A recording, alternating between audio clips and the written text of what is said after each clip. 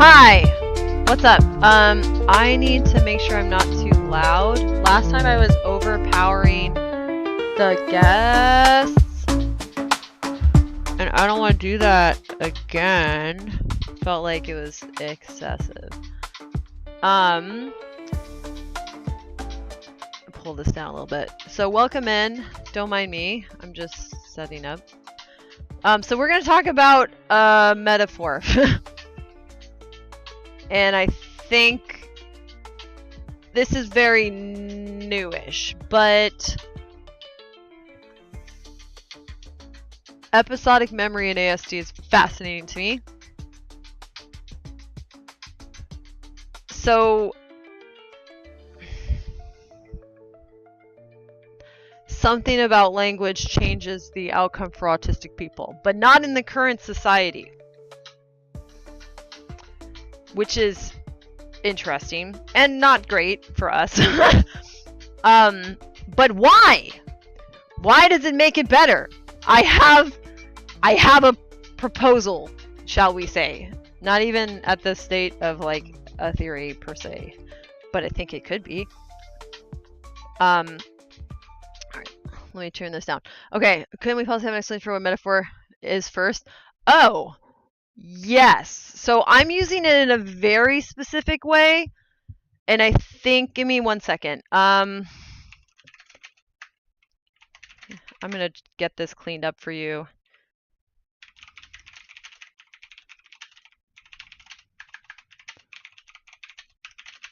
So there's a general usage, and then there's what I'm starting to do with it.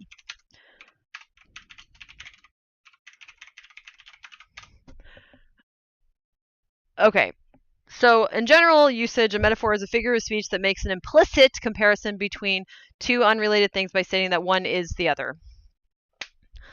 It is a way of understanding and explaining a concept in terms of another, often to provide deeper insight or make abstract ideas more relatable. So you concretize, make it more concrete, abstract, concrete, different directions. For example, time is a thief suggests that time takes away life moments as a thief would steal valuables. Now here's the thing that I'm using. And I'll say metaphor, but I really mean conceptual metaphor. So in neurolinguistics, metaphor has a more complex role as it relates to how the brain processes language and abstract concepts. The theory of a conceptual metaphor proposed by George Lakoff, who you have heard me mention, and Mark Johnson, whose books I think are even more accessible. So if you're going to go with one or the other, I would actually grab Mark Johnson's books in particular. Boop, boop, boop. Do I have it handy so I can remember the title? No, I don't. That's a bummer. I thought I had it out. Well, shoot. Anyways, Mark Johnson. Anything you grab of his will be fine. But okay, let me get back to what I was saying. Suggests that metaphors are not just a literary device, but are fundamental to how people think, perceive, and interact with the world. The brain uses metaphorical structures to understand abstract concepts in terms of more concrete sensory experiences. For instance, people commonly use spatial metaphors, e.g., feeling down for sadness or rising to the occasion for success, because the brain maps abstract experiences onto physical sensations or positions.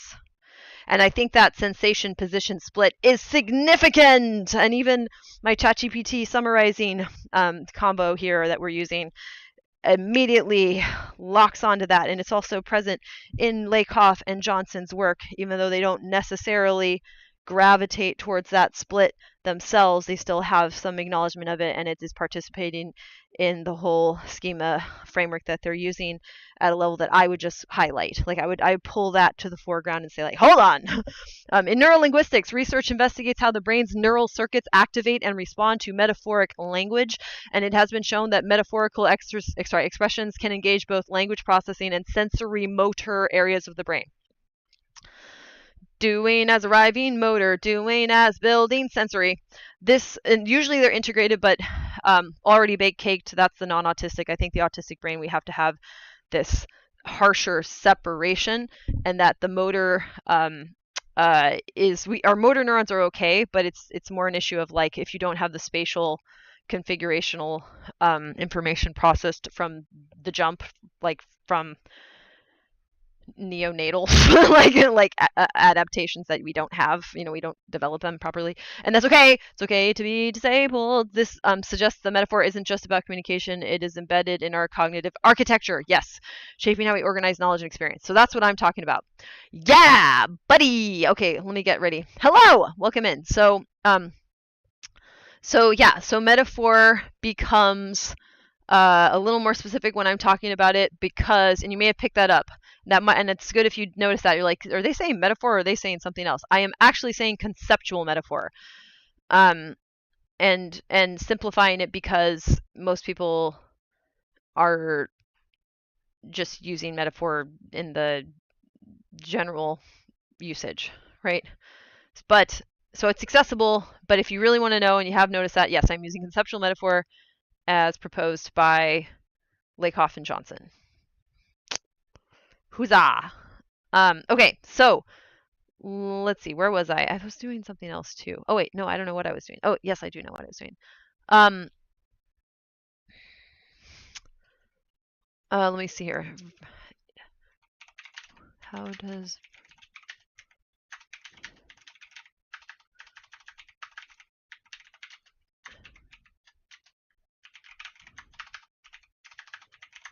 Okay, so verbal IQ affects ASD memory.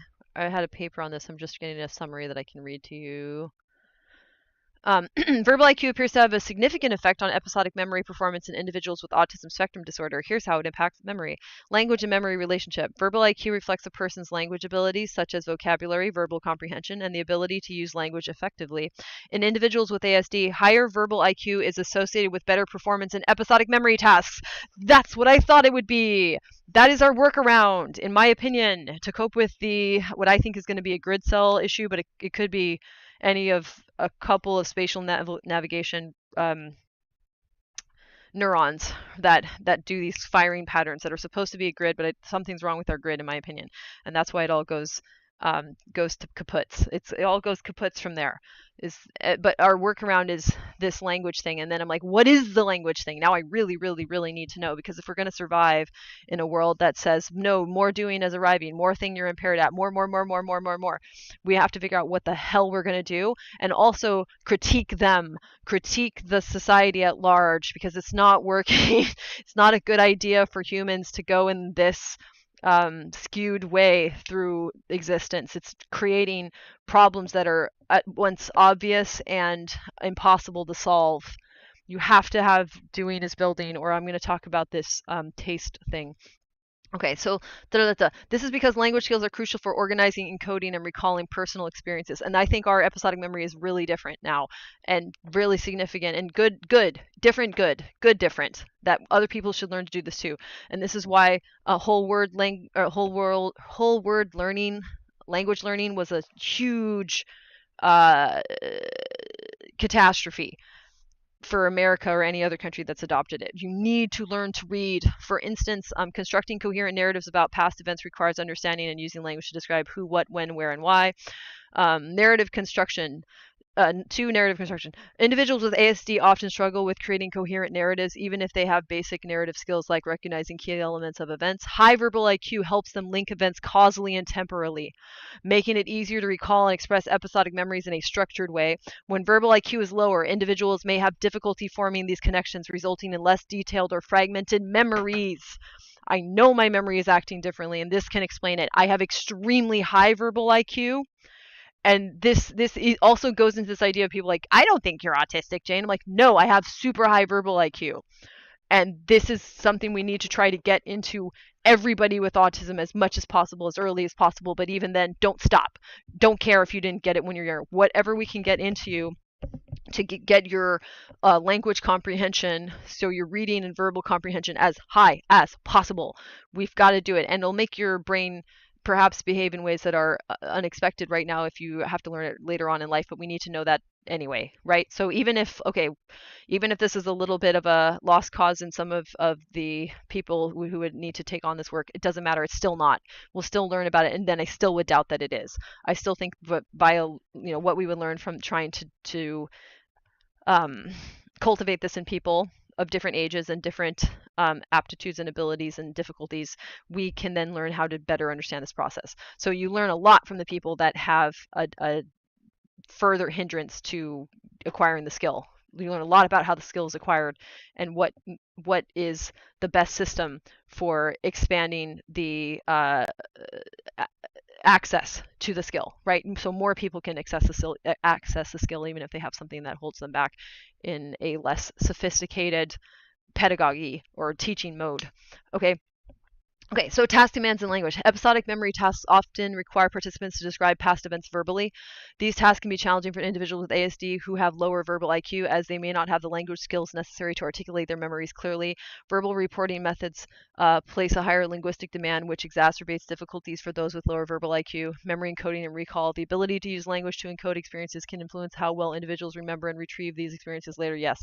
Higher verbal IQ may facilitate the use of effective strategies. Yes, for organizing and coding information. This is exactly what I'm trying to say, which enhances episodic memory. Yes, it does. So I'm saying what we're like is we grab the object, right? We have a landmark. That's how we navigate, as opposed to using the global configuration. We have to grab the object, know the features of the object, name all of that, and now we have information that is inferred about the rest of the world and how it behaves, even though we don't have as direct a participation with our brains to that outside world. We are not able to process it like other people. And it's a deficit. It's not just different. You have to actually do something about it to help us to make up for the difference of the information we can't see. So the accommodation for autistic people is language, is maximizing verbal IQ as high as you possibly can. Do not embarrass people for working on it. Do not ridicule people for not knowing a word. Do not blast past them when they need to stop and look up a word. I've already believed in that. Now I believe in it even stronger, that we need to have time to polish our vocabulary, expand our vocabulary, connect our vocabulary, and we just stop and do it. And I'm going to model that and speak a little as to why I'm doing it, when I am doing it, but I'm just going to do it. Conversely, individuals with lower verbal IQ might struggle to use such strategies, leading to poorer memory performance. In essence, higher verbal IQ in individuals with ADSD supports better episodic memory performance, different episodic memory performance, I'd also argue, because language skills are integral to encoding, organizing, and recalling memories. The ability to construct coherent narratives and use effective encoding strategies is directly tied to linguistic abilities, making verbal IQ a key factor in episodic memory outcomes for people with autism. Okay. And now let's get back to the whole metaphor thing. So I am saying that there are these specific kinds of metaphors that are these conceptual metaphors that make something called a schema.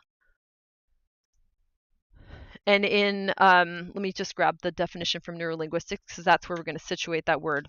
What does schema refer to in neurolinguistics? I'm going to pop this on the screen so you can also look at it. Okay, in neurolinguistics, the schema refers to a structured mental framework or template that helps individuals organize and interpret information.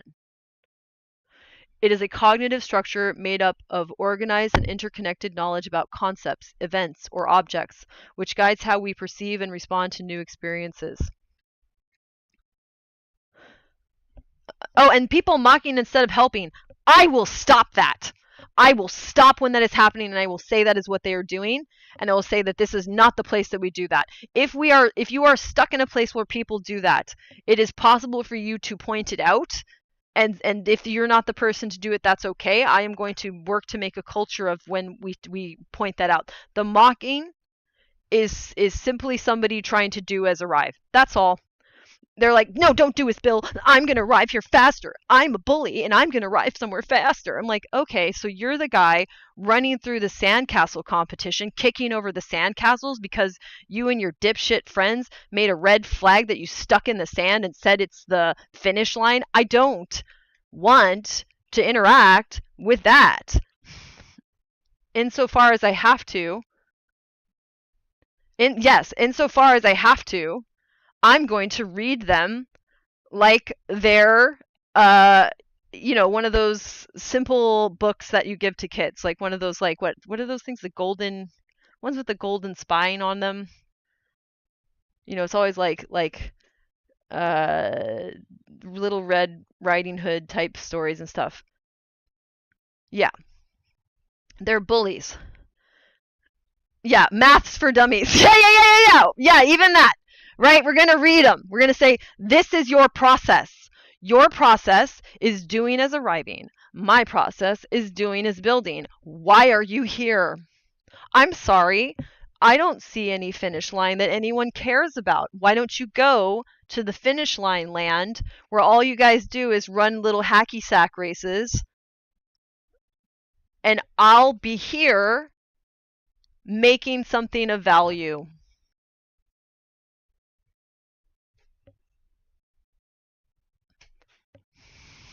Calling it out will not cause me to be ostracized. Absolutely not, it won't. Because here's the thing. How is that turning out, Jamie? Are they having fun yet? Look at America. Are we having fun yet? Does this look like a good idea to anyone? How's everybody's nervous system? How's our heart attack rate in America? Is it going up? How's our life expectancy? Weirdly going down. How's our medical? Not just, I was going to stop and say, like, how's our medical system? How's our medical professionals doing? How's this working out for everybody? We're good. We're straight. Because they're building stuff only so much as it gives them a boost to get to the next finish line. And I'm pretty sure they're in a lot of pain and they're creating problems of illness and disease that they can't solve. I just have to say that at this point. So if someone's doing this, I feel like they're doing that to us in their brains. Even if they are, they're wrong. If you can get on board with this is just work on the language and don't even worry about them. Don't even worry about them. They're not working on the language. If there was a language competition, they'd lose. It's not about a language competition. Forget it. We're not competing with them. Me working on language, me working on building, me working on schemas, me working on this idea that like taste is actually significant is not competing.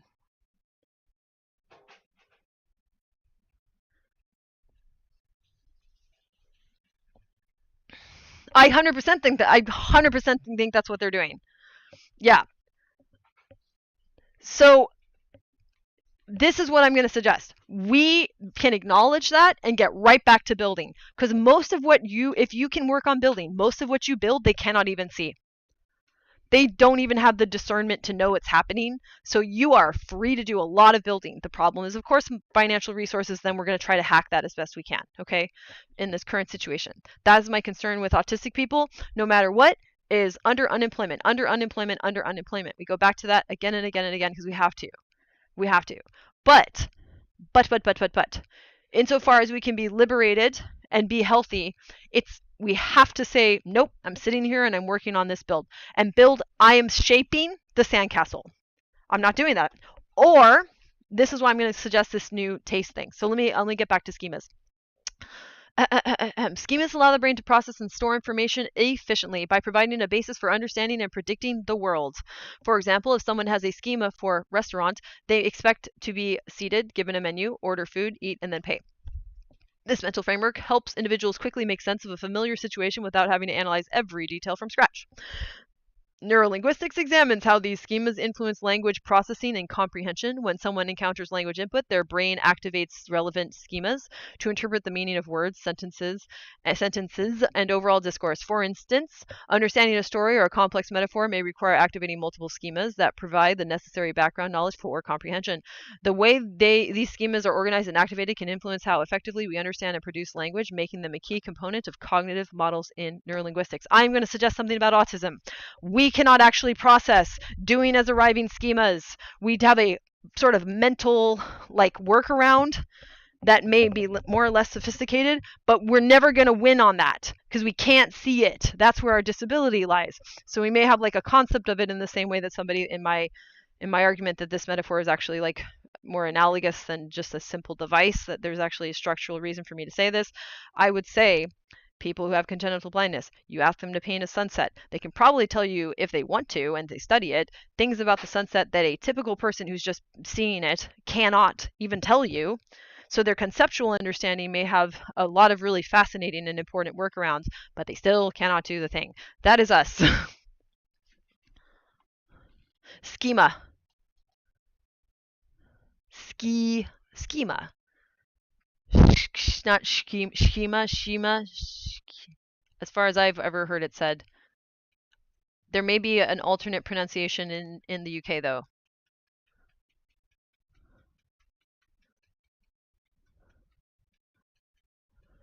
Okay. Now I'm gonna start this. Hey, yeah, got in a bit later. Putting in laundry. Yes. Yes, laundry. Okay. Where should I post a really good meme? That's a good question. Lilith, what do you think? Memes are cookies. I think memes are cookies. In my Discord, they'd be a cookie. Yeah. If you go to the pit of despair where we also have cookies, I think memes go in cookies. That's the things we do to make ourselves calm down about being in the pit of despair. Yeah. If it makes you smile, memes are cookies. Yeah. Yes. Good. Right. If it reminds you that you're in the pit of despair, always have been and always will be, and we all are, that could be pit of despair. Unless if it helps you to laugh at the pit of despair a little bit, post-ironically. Okay, so let me go over here. Let me get this. Let me fix my settings because they're definitely not good right now. Output is too low. I'm going to boost you guys' volume up to about 119%. If I let's do one. It was so off last week. I felt bad. The VOD may have been like unlistenable.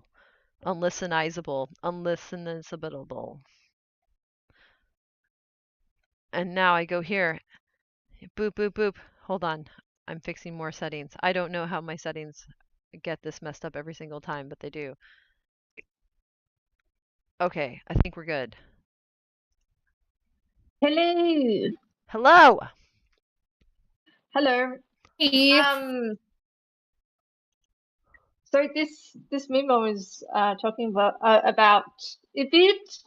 I think it's just ironic, and it's amusing, and I think that you would get a kick out of it. I shall Or probably won't kick. A little bit. Okay. All right. I posted it in small talk. I don't really know where to. That's fine. Put it. Or you can delete it if you want to.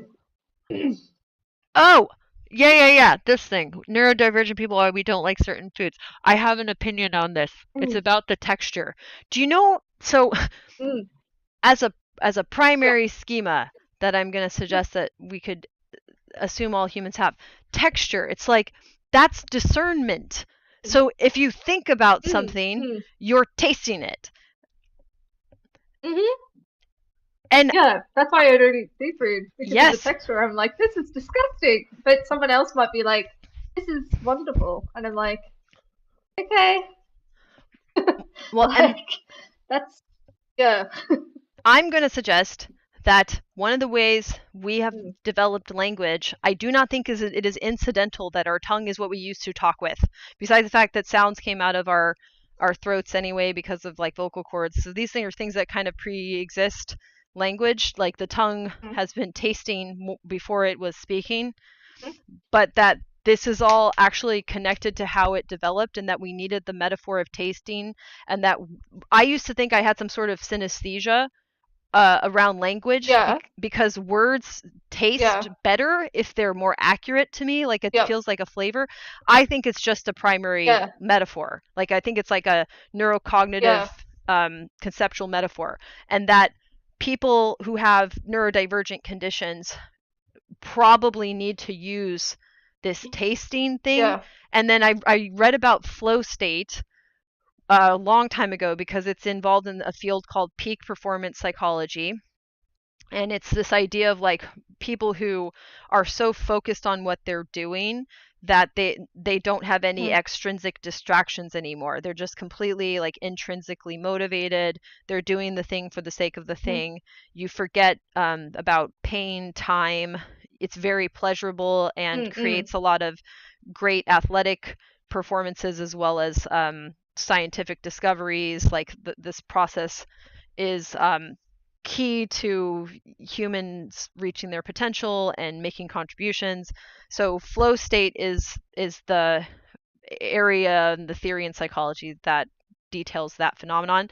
I think, oh, flow state's like saliva then. Like you're sitting there and you're like tasting it, even forming it. Mm. We do that with our tongues as well. And we have a hard time talking about metaphors with like tongues and saliva because we have like a purity culture that doesn't like excrement and things that are like bodily juices. And also we have like a pornified culture Yeah. that looks for opportunities Yeah. to Yeah. humiliate usually women. Yep. And so we can't understand some things that are probably so profound as to be descriptive of the human Yeah. condition and other animals. So, and then I'll finish my thought. Yep. So I used to think that doing as arriving maybe is older than doing as building. Now I don't, because the first thing we were as organisms, like all Yeah. life on Earth, was not mobile. We were basically kind of like little sea anemones, sort of like seaweed things. And we just kind of wafted about in the water, tasting and be like, yum, yum, yum, no. Yum, no, yum, no. So we didn't even move yet. So if this flow state tasting thing is older, it could also suggest why we perceive autistic people and other people who have doing as arriving disabilities as still functional if, and I think only if, they develop language well, because this is actually all the same thing that we use tasting, discerning, describing Yeah. as a way to understand the environment around us. So then if you develop that, you still give meaningful information about the world around you and can still be accepted socially. If you cannot do that, that's when you're totally shit out of luck. You're disregarded and discarded. So that's my whole thing. And I think that means we can use this like taste metaphor thing as a way to get into flow state and identify flow states. Yeah. I was when you were talking about this, it just made me think of how especially in the medical field, we don't particularly want someone else's like bodily fluids on us because we consider them like infectious. Like that's it's one of the kinds of how, for an infection to be spread, you need to start with step one, and that's obviously how is this infection going to spread? There's a point to this. So at a medical, I'm not a doctor, I'm not a surgeon, so I'm not going to speak for those people, but I am as an assistant in nursing. We don't particularly want to interact with other people's bodily fluids because we're like, okay, this could cause to another person if we carry that onto someone else. But on the other side of things, on like the other scope, you have people that are into that sort of thing, and I won't go into describing words, but there's people out there that are like, yes, I like to eat food and I like to do things with it, and it's like these are two opposite ends of the spectrum, and yes. It just made me think of how there's like a scale system, and for someone to be, yeah, do you see where I'm coming? Like, do you see where I'm going with this analogy? Like how there's opposite sides of scales, and some people that aren't neurodivergent might not understand neurotypical people, and neurotypical people won't understand why neurodivergent people might not like the taste of spinach. Like, yeah. Right. Well, and they don't know, the neurotypical person may not see the significance of this as a system of the mind organizing information. And so they see the neurodivergent person doing something different, and then they think it's about the taste itself, in, Yes. instead of, there's actually a very complex processing difference change that was made possible because we're doing push-ups with a region that usually doesn't take on all the load. So and also Mm-hmm. that we're unable to use other regions. So we can have stress that they don't relate to because the information is not situated and they're comfortable with how it's situated. And also this explains the environmental thing where they're comfortable with how the environment around them continues to situate this sensory Mm-hmm. information, but we're not, Mm-hmm. because the environment is Mm-hmm. not the same for us due to how we're processing it. And so when they Yeah. have these observations about us, it's already in a state where we're under way more stress than them. And we have Mm-hmm. some differences in what we were able to compensate with and how much that compensation was facilitated by our culture or like enabled by our culture. I'm going to suggest Mm-hmm. the one and only um, thing to focus on, if we can only pick one, is actually language, and that you have to give people with neurodivergent conditions very, very good verbal comprehension skills and train them up so that we can explain to people what this difference is, and that it is at the level of like the entire world is not being observed by my brain the same way as the other person without this condition. And it's so like, how do I put this? I mean, fundamental. It's so core. It's at the core of how we process the world that we really can't even imagine how each other are processing it, but the closest thing we can do is describe it, and we'll have to both parties be very good at using language to then discuss something that can't be experienced in a concrete way. I will never experience having a non-autistic brain. So I need a Yeah. conceptual purchase on Yeah. that. I need to be able to grasp it conceptually, but I won't grasp it experientially or concretely. Yeah. So, um, I resonate with a lot of the things that you've been saying. Um, and like with the solution idea of like encouraging neurodivergent people to develop really good language skills.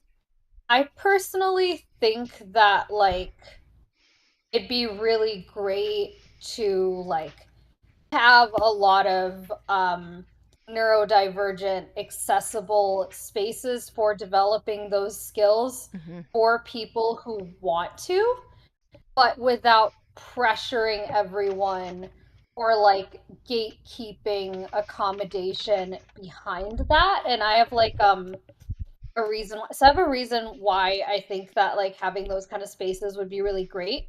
And I also have a reason why I think that like the pressure is bad.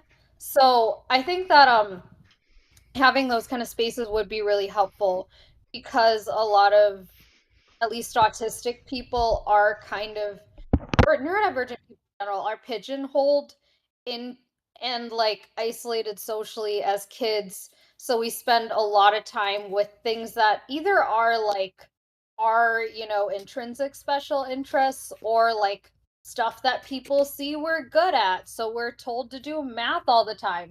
And then we're 20 and don't know how to talk to people.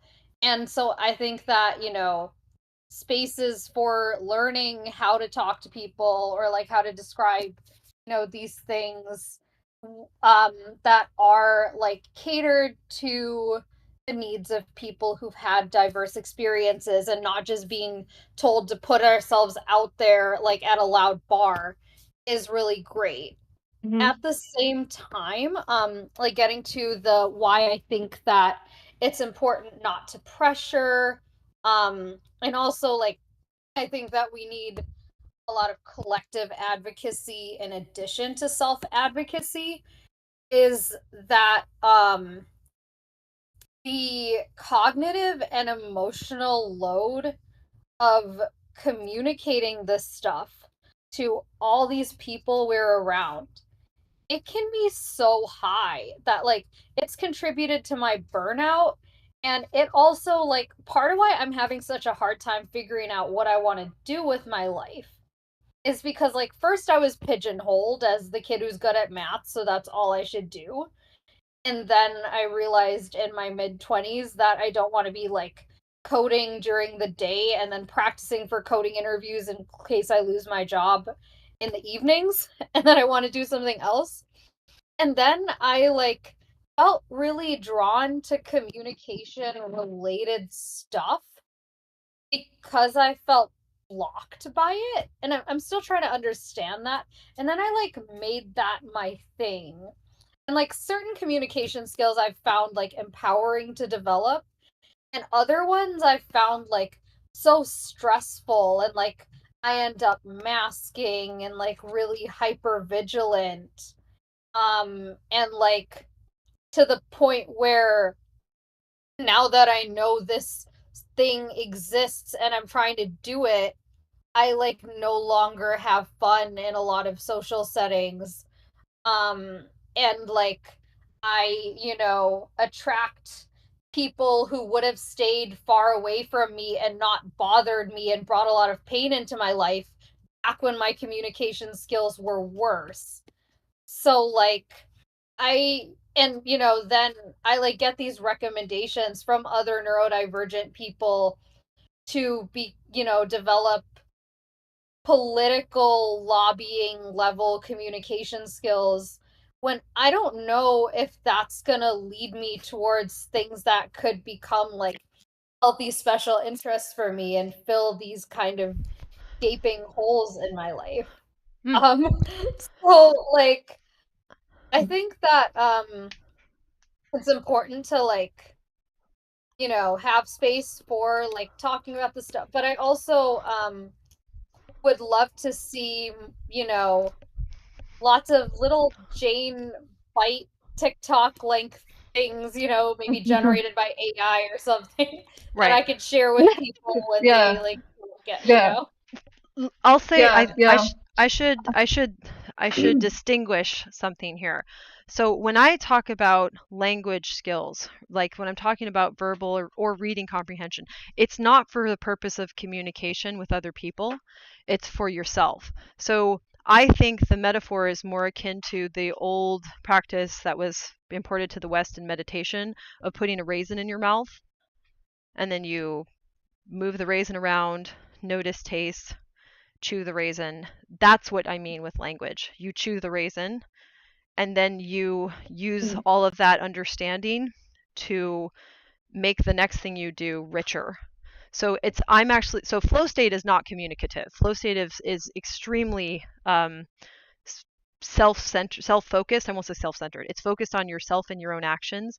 It can be observed by other people. So there's, like, performance arts form of flow state, but the actual, like, phenomenon is of your brain deeply engaging in something. And I don't want us to deeply engage in other people, because the problem there is if they don't have to do this compensatory development of language, then you're not going to be enjoying it anyway, because they don't know what you're talking about. And then now you're having to be their coach to develop a skill that's been atrophied, possibly somewhat on purpose, although ignorantly, by our culture at large. So our culture at large is getting less and less literate. And so I don't mean communicate in the sense of make people understand what you're saying. I mean that you're literate in the sense that you spend time figuring out what the words mean and what they refer to, so that you can talk to yourself about your own memories and about what you're currently doing. And what you're currently doing, I hope, is doing is building more than doing is arriving. The problem is we then have to come up with a hack to convince people who are totally atrophied in doing is building to not kill us in a doing is arriving machine that we are currently probably heading towards some sort of societal global catastrophe. I won't say collapse, but people are getting very badly hurt by this. And so we're having to run up to people saying, like, don't you know what we are? And the answer is no, they don't know what we are. So them injuring us doesn't bother them because they don't know what's happening. And I think that what I want to cultivate is discernment, and using this metaphor is an embodied call to action. It's not a call to action out in the world. It's a call to action to notice that if you put a lozenge, like a little cough drop or a little like lemon hard candy in your mouth and think about what you're doing, that's actually a really important metaphor for how you should feel when you're engaging with words and meaning. And we use words as the way to make abstract meanings manipulatable in our mind and also potentially in the real world. So you're not trying to outsmart everyone, you're just trying to out observe your former self. So you're trying to make yourself better at observing. Yeah. So 100%. Yeah. right, Yeah. right, Yeah. right. Yeah, definitely.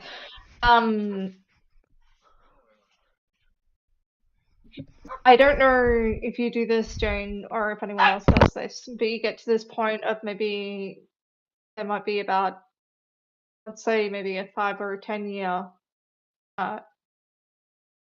say, for example, like I'll be 35 this year, and then I look back to myself when I was 25, and I look back and think, there's so much more information that is being given to me in comparison to that former person that I was. So the places of needing places, especially for kids that might be neurodiverse or have autism or just something's going on. They don't know exactly what it is. This is like pre-diagnosis or even after a diagnosis. That's important because society is changing and we need to adjust to the times, and it might be scary, but it's a necessity because things aren't like they used to be. So it's important that we have those spaces for the kids because they're the future. And I've mentioned this before, and I hope that I'm on the right track with what we're talking about because absorbing the information, I kind of, when I listen to you talk, I'm absorbing this information, and then I'm like, blah, blah, blah, blah, blah, blah, blah. Just comes out. And I'm like, I hope it's on the right track.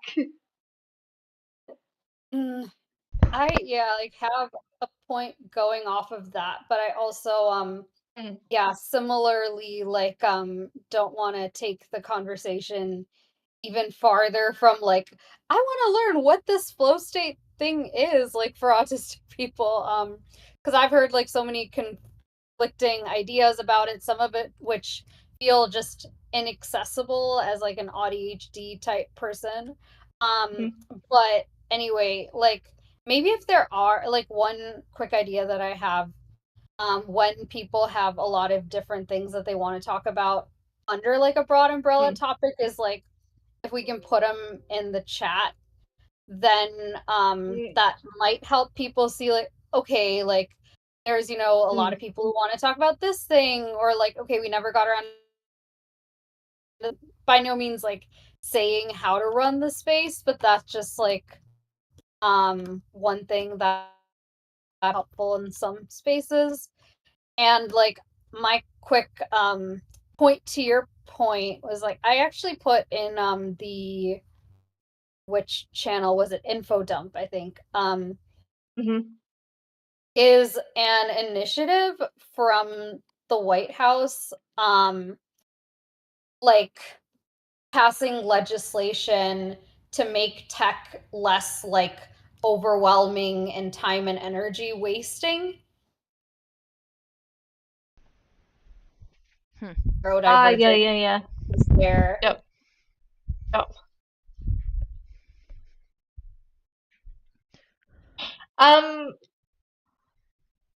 You know how I'm not sure if it happens at every high school, but inclusivity groups, especially for the LGBTQ community, is really awesome. But do you think that we could maybe have one for people that are neurodiverse?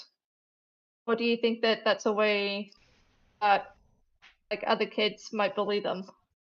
Like, would it work? It depends. It Or depends on what you're having them collect to do. Is my suggestion. So, Mm. in my opinion, the vast majority of neurodivergent people, it would behoove them to work on this thing of observing your own experience and then describing it for the sake of you understanding it, not necessarily other people, though other people might. Because you could be surrounded by 99% of the people are not having the experience that you are having in such a way that they have no idea what you're talking yeah, about. And that's going to be your life. yeah, My way of yeah. my way of coping with the dynamic you're describing is to assess what I call doing as arriving as and doing as building as a very quick heuristic, so like a rule of thumb that I can apply to understand what's going wrong. If people are doing as arriving, why are they bullying us? They're bullying us because they're saying we'll lose at some competition somewhere somehow. But I don't care. And they'll be like, no, you have to care, so you're going to lose. Then they'll raise the stakes and change which competition I'm supposedly supposed to lose at. So these are people that are like actively making themselves worse, and I don't want to participate in that. So the reason to get me away from that person Yeah. is the way that they're conditioned and reconditioning themselves. They're further brainwashing themselves to act as doing as arriving, and atrophy they're doing as building. No curiosity as to what I'm doing or why, or what they're doing or why, right? So that's why you'll get abusive people when they're being identified by psychologists. In my opinion, this is what's happening, and just general people. They'll see the abusive person and they'll comment on how they don't have self-awareness. They're not inquisitive about what am I doing. They're not sitting and discerning about their own behaviors. And in so much as they do, they say, well, I won.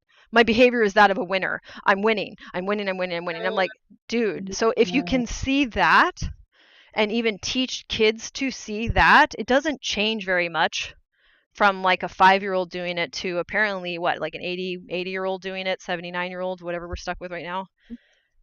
It seems to be a pretty discrete, concrete behavior that once you see it, I don't think you'll ever unsee it. And the solution is just to get away from those people. Like they're not getting better, and it's also not my job to try to discern and fix somebody who explicitly wants to kick over every sandcastle. So I want to take on the job of being their psychologist or psychiatrist. Somebody's probably going to have to do that in the long run, but it's certainly not the job of a bunch of 7-year-olds or 13-year-olds or 16-year-olds. I am really glad. Yeah, that makes sense. Yeah. Go ahead. Oh no, it was just saying yeah. No, that makes sense. It's also referring to you yeah, you're right. No, I was gonna say something else, but it's fun. Oh, you can go and then I can go after if you'd like. Oh no, I don't have a point. So yeah. Please. Okay. Yeah. Yeah, Jane, I'm really glad that you brought up how high schoolers, middle schoolers, what have you, do not need that pressure. Yeah, so I have like two main points. One is about like the pressure of like being an activist, and another is about the pressures that come with being around a lot of other people who are going through it. Both of which like I've been impacted by like to different degrees. So like the pressure to become an activist, and I think like this is becoming more and more of an issue in like our social media world. I like in my early 20s thought I'd kind of found the resources that existed for autistic people, which like I was kind of right because there is a lot more now compared to then.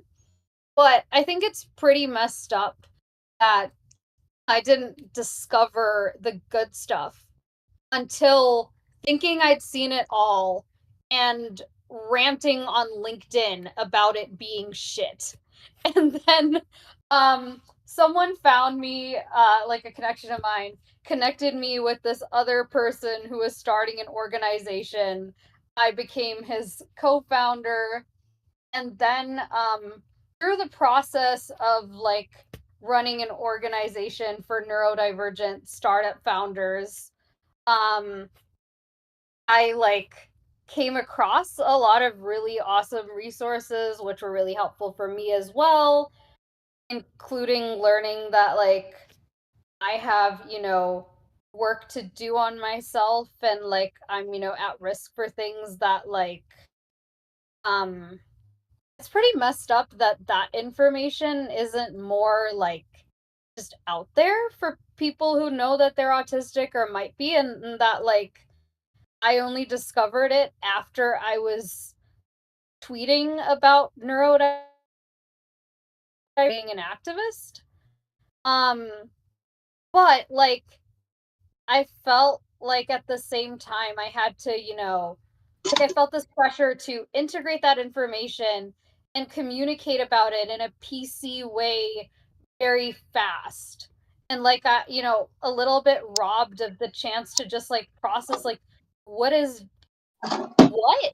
Um because even when I go into like spaces, like not so much this one because it's just like Jane brings a topic and like we're gonna talk about that. Great, you don't need to know who I am, but any group where it's like, so who are you? I'm like already have this label on me, and like people are calling me a neurodiversity expert. Oh, baby. At the same time, when I just learned I'm in autistic burnout. What the fuck? Yeah. So that's like one thing. Like, I do not want that pressure to be on like kids. And I'll give another example before going to my next point. Sorry, I'm like really passionate about this. Mm-hmm. There was like a past company of mine where they were starting that kind of organization. And just the way a lot of organizations are built nowadays, like I just did a program for community builders. And some people are struggling just because the model for community building nowadays is so focused on growth that like the concept of nurturing a handful of people is just atrophying. Um, and so like one I agree. example of this is this company that I was at. They started a group for neurodivergent people, and then the leader, who was autistic himself, what he wanted was like to recruit a bunch of people to start local chapters, and then to support managers in hiring autistic people. And who showed up to this meeting?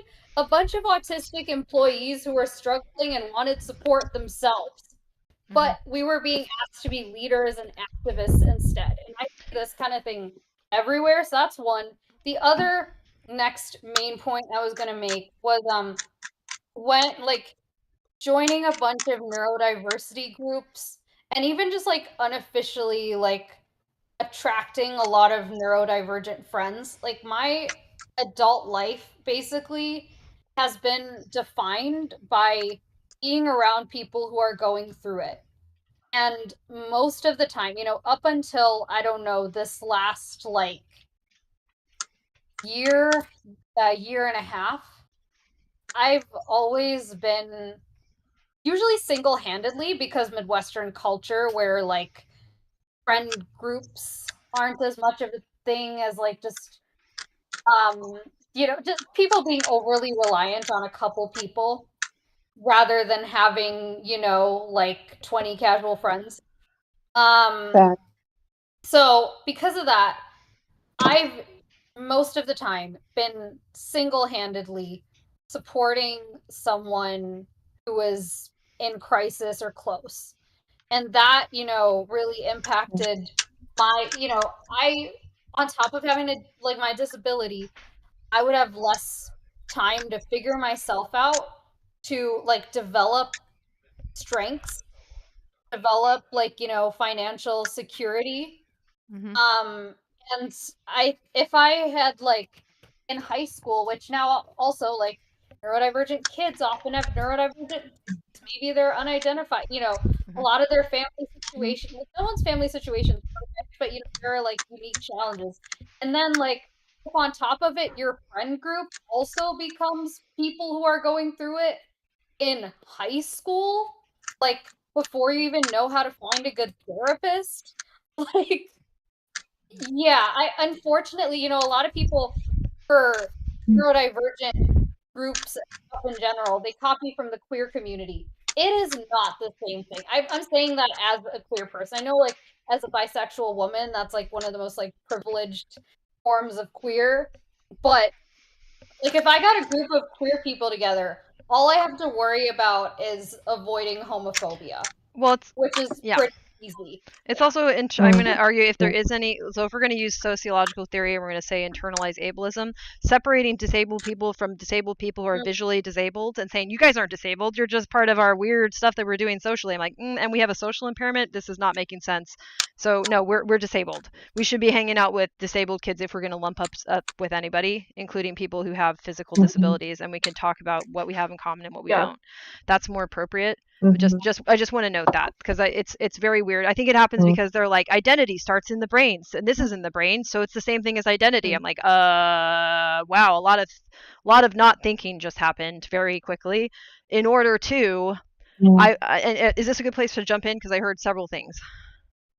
Oh, absolutely, yeah. And I know I went on for like No, ever and ever. You're fine. It's if I ever want to go in sooner, it's just so that I can make sure I hit all of it, but I took notes. So you're saying you are put on this pressure to have to say something fast that people will digest fast, but that is doing as arriving. That is not this doing as building, or I'll even say doing as tasting. How are you supposed to know if something is poison or not if somebody's like, swallow now, you have to swallow? That's not discernment.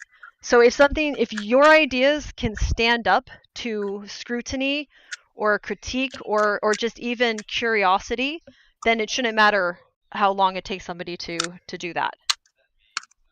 So they're telling you this thing that will require doing is building, discernment, flow state, tasting, discernment through processing and spending time with. You're not allowed to do that because don't you know about our crazy super fun race that we won't stop ever doing. So they're grooming you and everybody who's interested in doing is building to stop doing is building. They're putting you into platforms like X, right?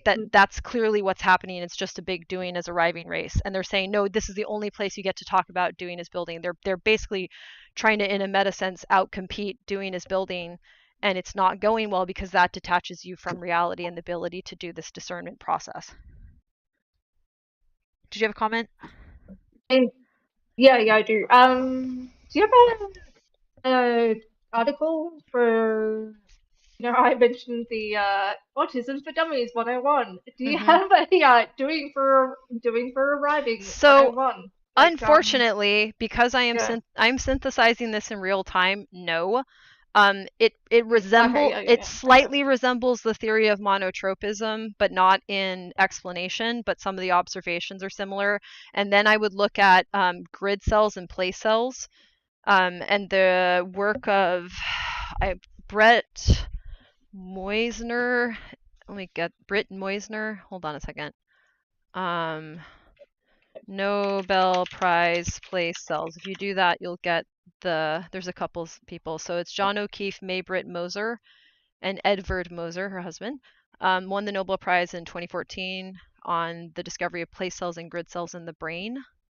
So I'm basing this off of what's happening in the research around memory, grid cells, place cells. I think this is actually what autism is, and that's why I have this doing is arriving, doing is building thing. So no, but the closest thing is monotropism, if you remember that I'm applying kind of in real time what's being said about place cells. And if you look up social skills and place cells, social skills, place cells, grid cells, well, grid cells more or less, you will learn what I am also basing it off of. So these observations have been made with what social skills really are, which is this visual spatial navigation. So just so you have someone to go off of, and then I'm synthesizing that, which I think most people could actually do.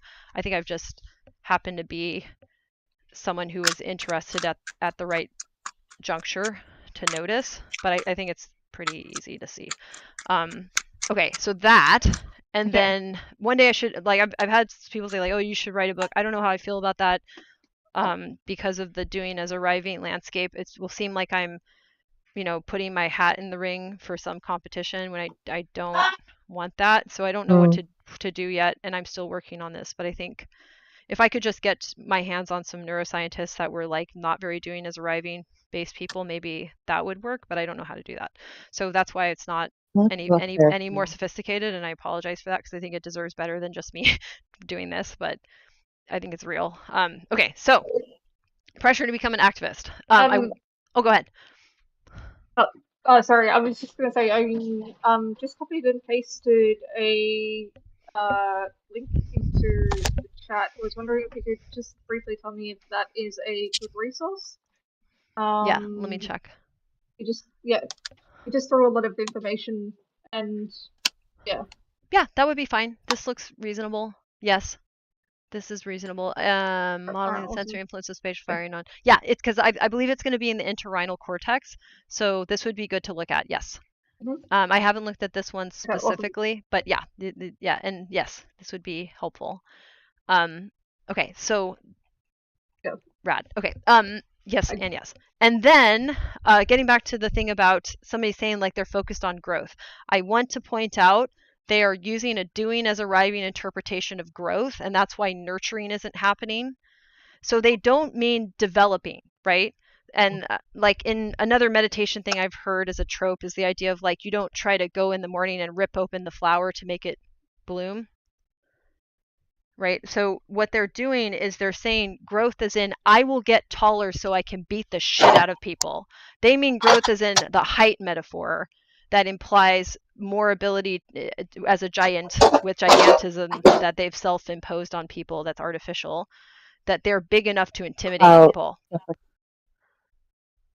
Right? As opposed to developing the expression of healthy traits. They don't care about that. They mean growth as in larger and more able to threaten, win at a race, knock people out of the way. That's all they mean. They mean growth as in when I was a 7-year-old, I couldn't tackle football as well as when I'm 27, or right. Yeah, so I'm just suggesting that like that don't let them get away with that. They don't mean growth. They mean height. They mean a bigger bully. Yeah. I just realized securing resources is a part of that. Yeah.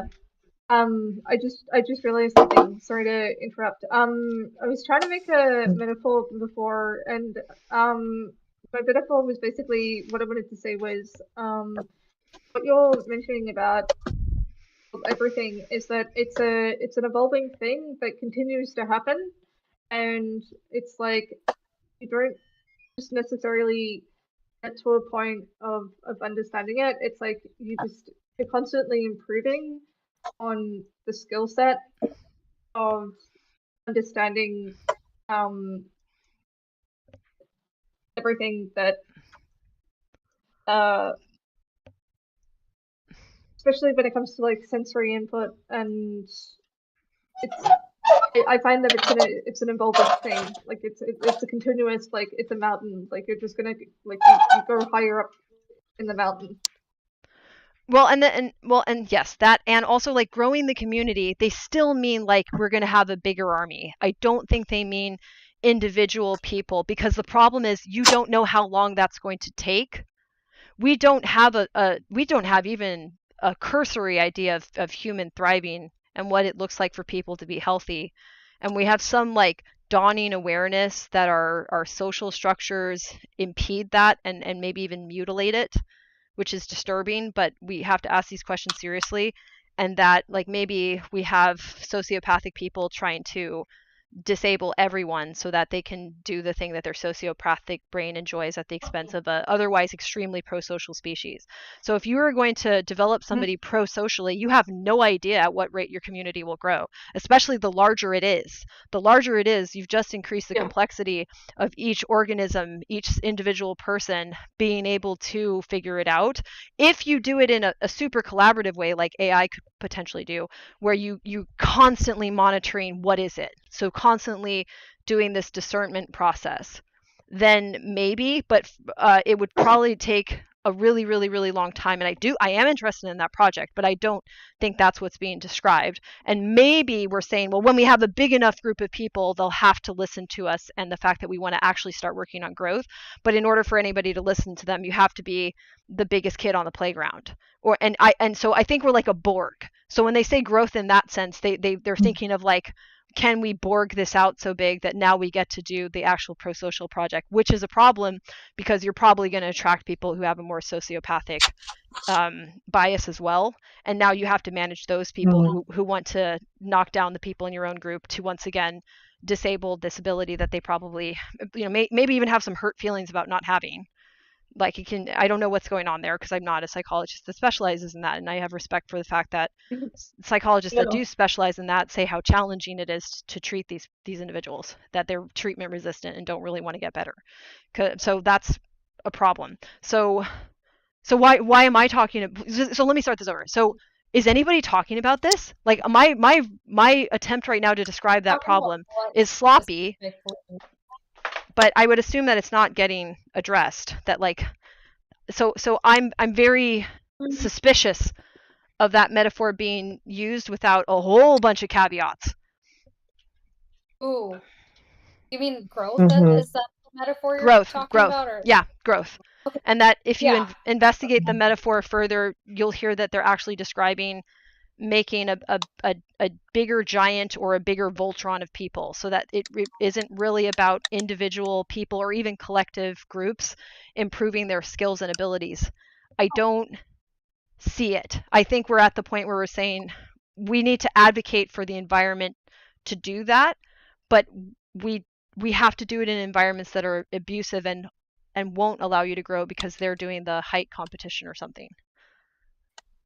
Yeah, so growth in the I really want to accomplish that. Here or like sorry, what were you saying? I'm sorry, I was just making a comment that I really want to accomplish a space that is not focused on growth in the way that, like this hierarchical type of social way or whatever. That's all I was saying. I was just saying that, like, yeah, it's a dream of mine. Mm-hmm. Amazing. Yeah, I'm really glad that we're like talking about this. And are there other people talking about it? Actually, this community building accelerator, someone from that group shared an article called Geeks, Mops, and Sociopaths. Let me see if I can dig it up. Mm-hmm. And so it's basically about how the geeks, as they say in the throwing around of the word sociopath. But like the geeks that they're talking about are people who want to do as build basically, but then to like get enough resources, they start appealing to mops or members of the public who are like, okay, that's cool, but they're not really like the creators. Mm-hmm. And then the quote unquote sociopaths see these mops gathered around and want to capitalize, and they're like, ooh, we have another group that's doing something similar, and look, we have a water slide, so you should come to ours instead. Yeah. And so like there's a lot of that. Yes. And so like, can we outcompete the sociopaths? I don't know. No. But we can outdescribe them. No. Right. But I don't know if that even needs to be the like intention, because there are a lot of people who just want like smaller groups, like it's hard to run any group of more than like the Build IRL folks were saying 500 to 2,000 people. Just the complexity just gets like super, super high. And there are like people do have a demand for small groups where they really feel understood and cared for. But the skills for developing those groups are just atrophying so hard. And like people who want to learn are ending up in spaces where people talk about growth in terms of, how to scale your community to 1 million people and make $1 million. And so like there are, people for demand for this conversation. And that's like really great. And, like for example, I'll like share this Build IRL organization as well, just like as an inspiration. They're like organization, but like have managed to get like 1 million followers for a blog talking about the loneliness problem and like solutions on a more grassroots kind of level. So, like there are a lot of people who are interested in that. And they're not taking a like, let's grow as fast as possible approach. Like, we'll see what happens. I do see a lot of organizations where they start like small and then get impatient and grow too fast as well.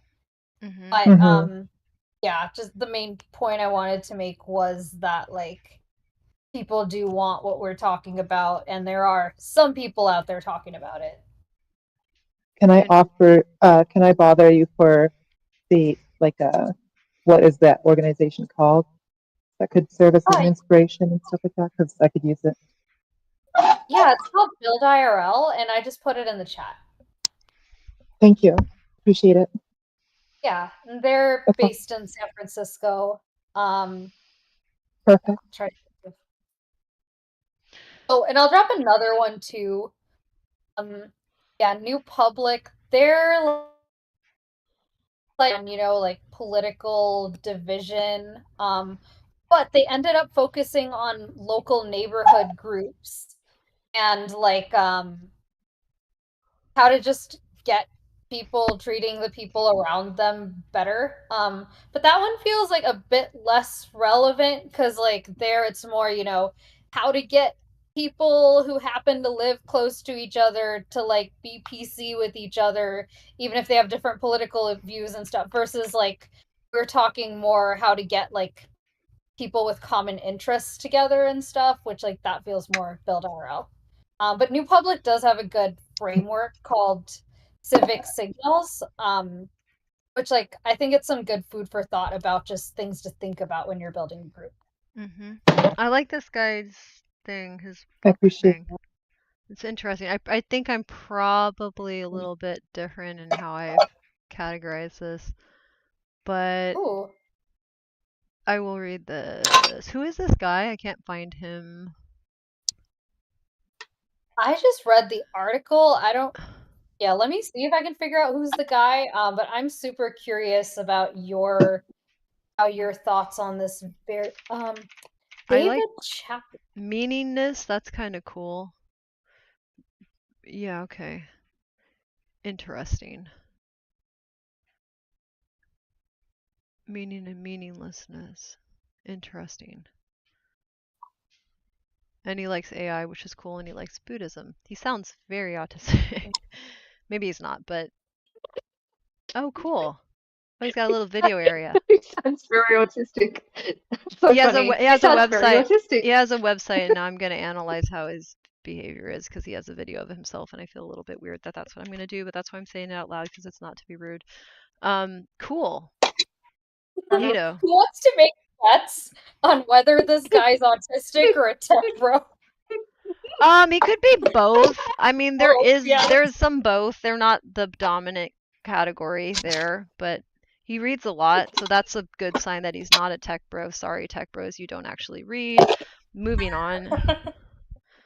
I know your dirty secret. Yeah. And I'll admit I have a short attention span. I don't read. Yeah. Funny. I know your secret. You don't read. I know. It's like, ooh. That should be a t-shirt. Yeah. Shitty Sherlock Holmes strikes again. Yeah. I figured out the mystery. They don't fucking read. Anyways. Sorry.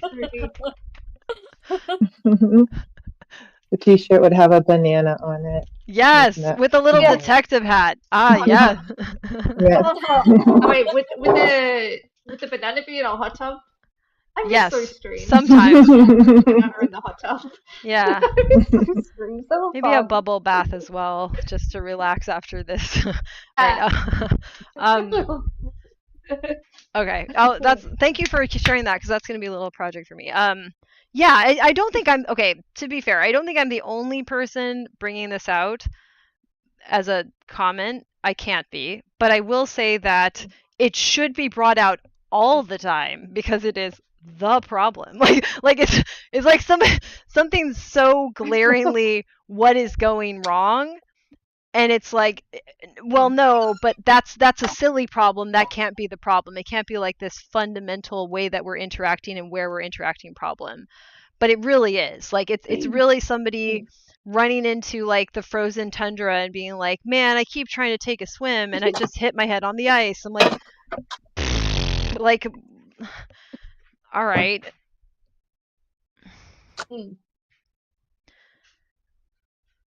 Yeah. So cool. I'm really excited about this, actually. I've been interesting. I'll look into that too. But yeah, I'm starting to get like a little bit discouraged. So, because like it just feels like you have to dupe people into that kind of structure. Like I honestly believe that it takes way too long to actually like build these small, you have to like build many small little groups, and then you can unify them in the end, and then you could help each other to a bigger extent because you have a vast amount of experience in different fields, and then you could do lots of stuff with that, like whatever, right? But like, I just feel like, since that sorting process is so difficult, I'm like trying to find a way to do that naturally during the actual during while we can still be like productive in whatever it is that we're getting together to do, which in my case, helping young rappers or whatever, that kind of thing. My ADHD might have lost where I was going with this. Sorry. You're okay. It looks like this guy has the same concerns, that basically you do have to trick people. Like even the mop thing, he says, be slightly evil. So he says, so what is to be done?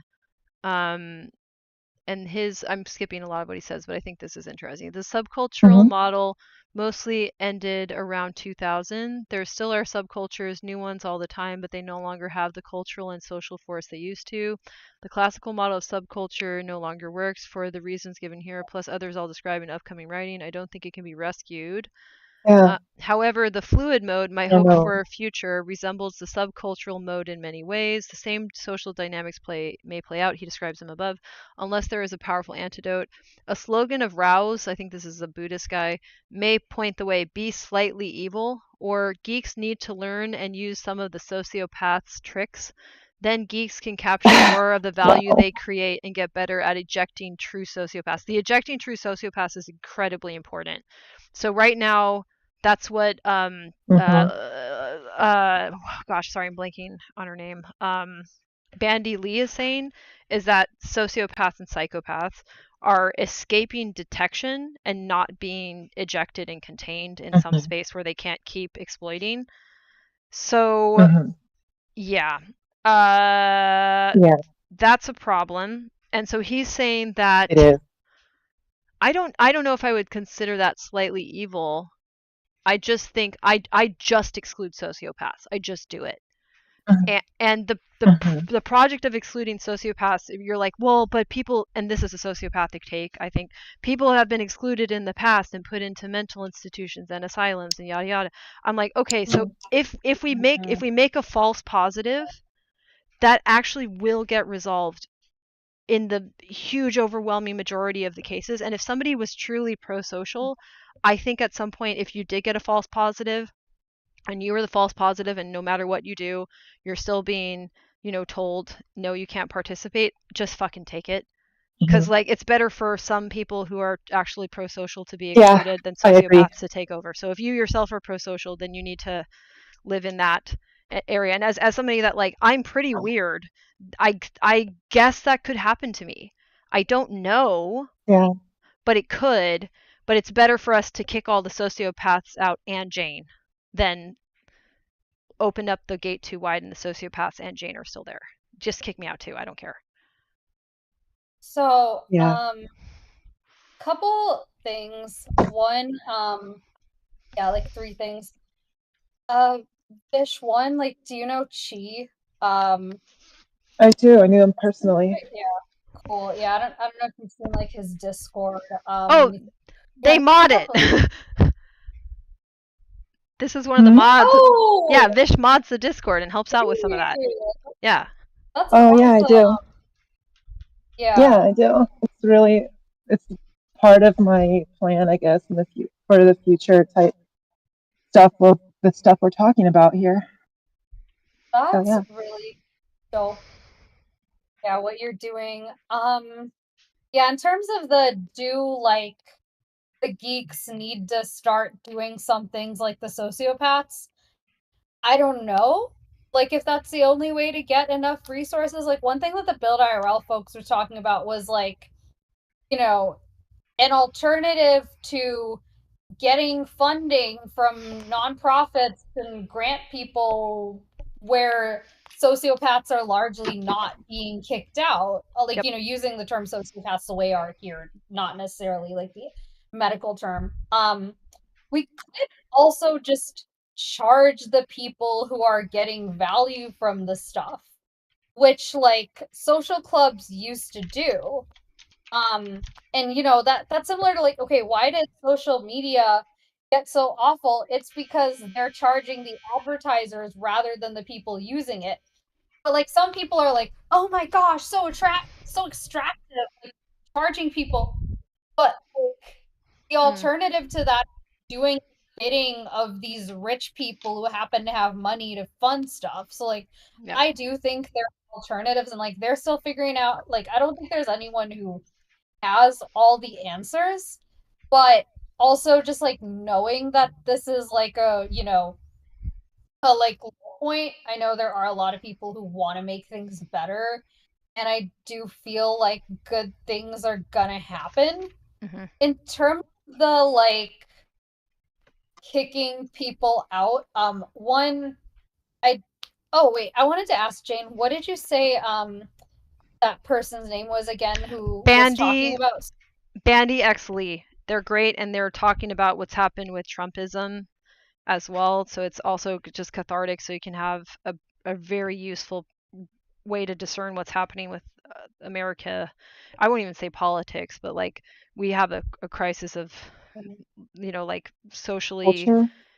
Bandy X Lee, and her organization is the World Mental Health Coalition, and they came out with, which I highly recommend looking at, a declaration of freedom of mind, and this is being shared with the UN for adoption, hopefully in the future. It's very good, and that we have a problem with freedom of mind, and her work also describes this split. She will call it like genuine. I don't think maybe genuine power, but there's like the artificial power that comes from what could be like sociopaths and psychopaths and people who even just have adopted that mode of behavior without having like a primary like cognitive uh, capacity issue where that's all they can do. They can't be pro-social. They can't, be constrained in their behaviors. So she's a psychiatrist who worked with like the most criminally dangerous prisoners. And she noticed that they were escaping detection because they were not showing up in these psychiatric wards and prisons. They were going to boardrooms. And she situates this in Fox News as a starting point when humans in this corner of the world, but also it affected global conditions as well, started to be groomed to not understand that this was manipulation by very dangerous people instead of a real position of uh, descriptions of reality, right? Like this isn't a person taking a position and then having a perspective. This is sociopathic or psychopathic manipulation, and that these are CEOs now, that these are people in government, that these are people who are white collar criminals upwards to things like, serial abusers who are embedded in the culture such that they're able to get away with extremely abhorrent versions of the crime. So like P. Diddy. Mm-hmm. Yeah. Thanks for sharing all of that. I do agree that there's generally like too much erring on the side of like, I don't know, like giving people second chances before they've shown that they've repented. Like, just they say they, don't feel like hitting women anymore, so we're just gonna trust them now. Or they say they never have, and why would we even think that about them? We are terrible people for assuming that this person with a lot of red flags is a red flag factory. Yeah. So I agree with all of that. In terms of the like false positive of like excluding like weird people or whatever, we're getting back to, like centuries ago, like people like Galileo getting exiled and like, I don't know like what a good like answer to that is. Also not expecting to find it today because I still want to talk about flow states and whatever. It's part of it. It's part of it.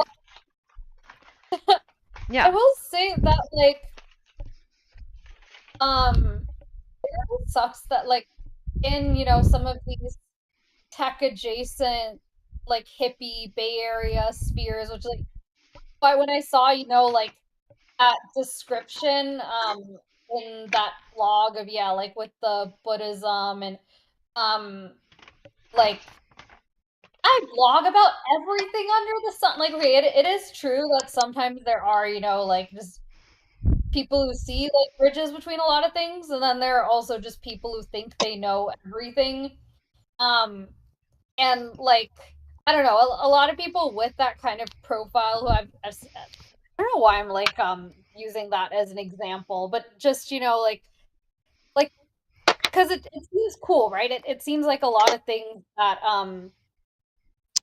I'd like want to explore, but like also the throwing around of the word sociopath, like okay, those are the bad people, but that this like all these other red flag factories, they're not red flags.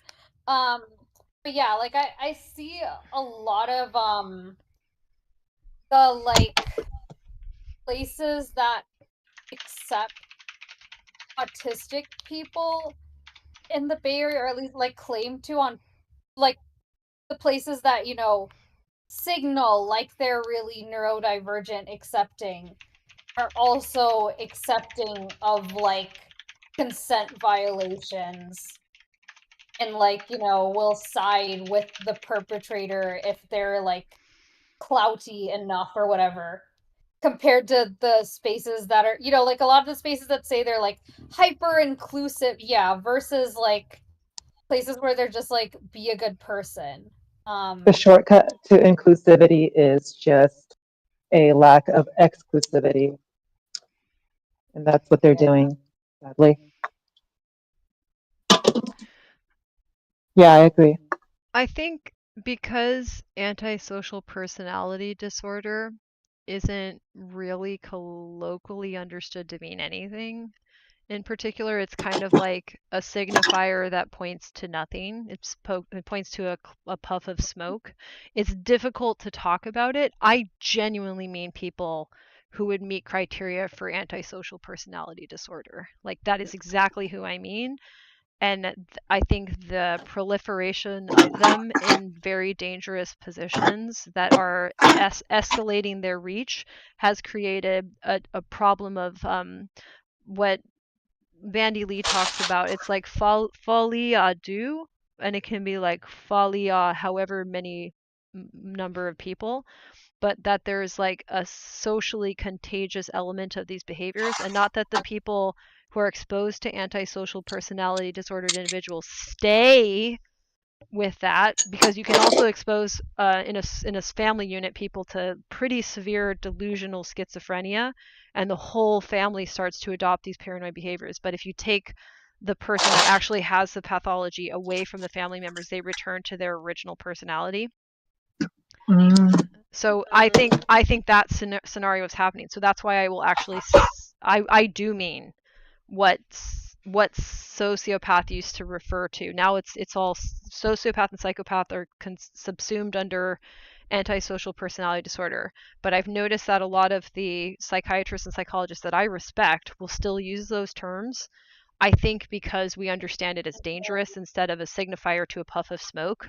This is super, super, super dangerous to have this exposure to people with antisocial personality disorder, that it's a psychosocial disorder and it requires social transmission to like make people unwell, to hurt people, to make the person with the antisocial personality disorder more unwell themselves. They require their people. So I have to have some way to say I am not going to participate in this illness cycle, and I will be used that way. And we kind of just need to say we need to be more literate. If we're more literate as a population, like having like a education on psychological phenomenon without being too rigid. We're not learning a new religion. We're learning a fluid vocabulary to describe important differences in humans. But the problem that you're going to have is the people who have, if we want to say ASPD, will also use people who are neurologically different but not dangerous as scapegoats, and that's us.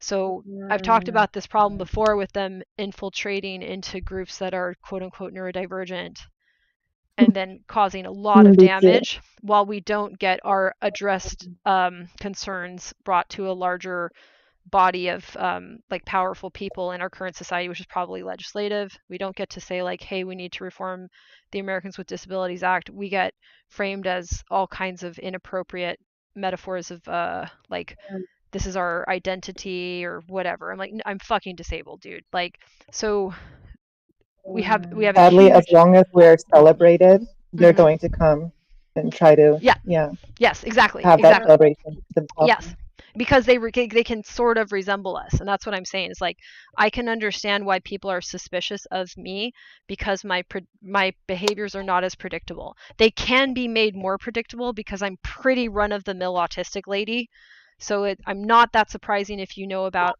autism. It makes sense, but then the model of autism needs to be upgraded, in my opinion, to like this grid cell thing, and then we can differentiate and say like, this is an autistic person we're detecting. That is a sociopath. That is somebody with antisocial personality disorder, or somebody that is surrounded by them and won't get themselves away from them, so that they're acting very similarly and creating more problems. So I like, for example, like the Trump thing. Bandy Lee's opinion is a lot of these people, if we got them away from Trumpism and Trump and MAGA, would return to their original personalities and not be as insane. But they have no way of getting away from this guy. So that I see as the right. So if that's the problem, I do need to be able to talk about it, and it's extremely serious. And I do know people are saying sociopath, but I also know that some of the people I respect are using sociopath, and I think I know why, even though they well know that it's not the DSM-5's term for it anymore. Is there any shortcut to learning the signifiers of a sociopath? Because I do recognize that a sociopath is a very different animal to anyone. A sociopath is literally an animal that has evolved to try to be the quote unquote superior, biggest animal in every single field, whatever they're in. So whatever their field they're in, they're going to look exactly like somebody who is destined to be successful in that field as well. So how do you tell those apart? Right. I've had a lot of trouble with that over my lifetime. Yes, suffered from it. Yes, and we will all have problems with it because their trait is deceitfulness and manipulation for personal gain. Mm-hmm. So they'll have, but what we should look for is a pattern of repeated lying and the use of manipulation for personal gain. And if I go with like, Bandy Lee talks about it in the context of certain public figures, but it's, let me look at if we summarize it. So yeah, deceitfulness, manipulation was one. Lack of empathy and remorse. So there's a consistent disregard. You're looking for, like, this is happening over and over. Consistent disregard for the feelings and rights of others, coupled with an absence of guilt or remorse for harmful actions. Impulsiveness and aggressiveness is a big tell. And the problem is, which gets back to what you were saying earlier, Enigma or Tara for people who know, they want you to go so fast on social media. So then you look impulsive. So so slowing things down, and I think if you're someone who slows it down, and then flow state, to get people to taste and discern, if you get people who are completely resistant to that, I think that's where you plant the red flag. Like that one's not great. You can have impulsivity that's less targeted or manipulative, and we need to differentiate that. But there's a kind of impulsivity that's trying to manipulate you to go faster and not, in my opinion, do flow state. And I don't know how. Almost like hustling. Say that again. Sorry. Almost like hustling. Yes, like hustling. Yes, exactly. Yes. Yes. Probably we need to study that behavior. And even I talk faster than I need to because our culture has taught me I could get interrupted. So I have to come with all this vigor behind me to be like, hey, I'm going to keep going. I'm still going. You can't interrupt me. But I don't like doing that. And I think if we acknowledge that if I stop doing that and somebody starts to take advantage of me not having this like Energizer bunny level of processing to try to keep people from stopping my building, right? Then we can start to pivot and be like, well, that's suspicious. Thanks for bringing that up. And that's like, useful. Sorry, go ahead. Oh, I was just thanking her as well. That's useful. Thank you. I appreciate that. The help. Yeah, I can like relate to that, and like I also recognize that like since I'm the same way, sometimes when someone else is doing it, it becomes this race where like I feel like I have to talk and process even faster. And also just the hand raise emoji in Discord sucks. So I have no way to like signal that I want to talk so people can like get to me because it doesn't stay up. But yeah, like I like try to like do less of that myself. But I also like culturally we don't really have systems for like making sure we're gonna get around to everyone. So like that's like something that I've been experimenting with as well, with like the systems for putting things in the chat that we talked about. But yeah, like there can be like a lot of other things that happen with the like bringing in all that vigor and like where it like kind of like overloads my mind to where like I can't be as like in touch with other people or like even thinking through what I'm saying as much. I think minimalism and anonymity are both things that could actually help in that. At least it's a theory of mine. If you guys want to hear it out.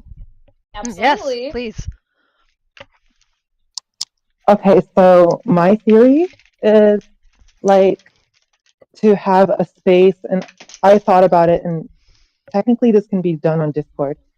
You could do it in a single channel, where if you can get a bot to make everybody, like, you don't even need a bot to make everybody anonymous if you use like, so like the channel itself is admin only, but underneath each topic, right? So like the only text in that channel are topics, and then underneath those topics are like little emoji, and anybody can go and click and say like, hey, you know what?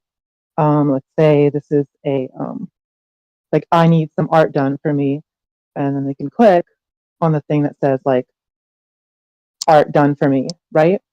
And then it's like that way you're not creating volume, right, of text. You just see the text of who needs art done for them, and then you see like oh, there's 78 people who click the green check mark. And then each one of these has their own thread, right? So then you could just go into the thread and talk about it in more detail. And I think that that could, I don't know, it's just like, it's not going to help in every single situation, but I think it could be applied to most. Interesting. I think it could help in like mutual aid kind of situations. Yeah, And there's that's also still, yeah, like the conversation situations too. I have a question on that. So, okay, dreaming and imagining what it would look like in a better platform that doesn't exist, would you want visual mhm. components to this? I think that would be best Right. because visual components have a lot of information in one small spot, Right. right? Right. Absolutely. Yeah, Yeah. because that's what I've been thinking about that too, is like some of the limitations we're having are because of the boundaries of imagination in the culture at large. They're not really able to understand the importance of this. I feel that way about like, I think that countdown or sorry, count up timers, not countdown, count up, like be like, how long have I engaged with something? And it just starts counting up. And then also we'll start counting time since you put it down. So I think we need timers that will track how long you've picked up a thing and are interacting with it and how long since you put it down.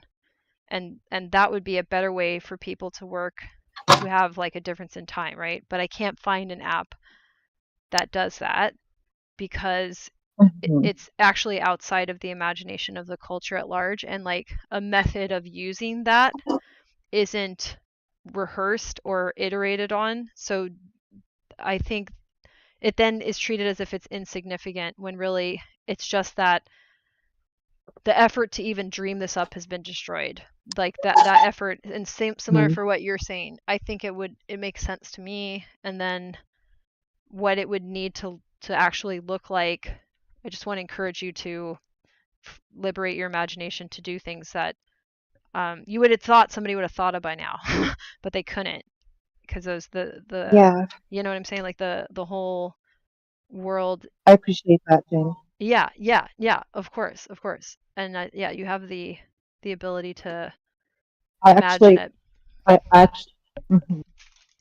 I found that when I was thinking about these kind of things, that your structure of, well, the emojis in the server would be beneficial for that because, like, you could do the same thing with like the task celebration channel, right? Like every time, like that could be, I don't know, like I just that was something that came across my mind was Mm-hmm. like because you could actually use the emoji as Mm-hmm. like let's see what people are doing, and then you can see like, oh my gosh, it's like we have helped this amount of people Mm-hmm. brush their teeth, for example. And I feel like because like people don't really type like, oh, I brushed my teeth, Yes, into the task manager. I don't think that people are really using it to the max extent that it could be used for. I And I agree. just feel like there's a lot of, yeah, Mm-hmm. Mm-hmm. yeah. So yeah, you get it. I don't want Yeah, to ramble. and then we don't have to rely on manipulative people saying like, do you feel better? Well, are we doing better? We Yes, you yeah, know because exactly. I love that. yeah, yeah. I love that. I love that a lot.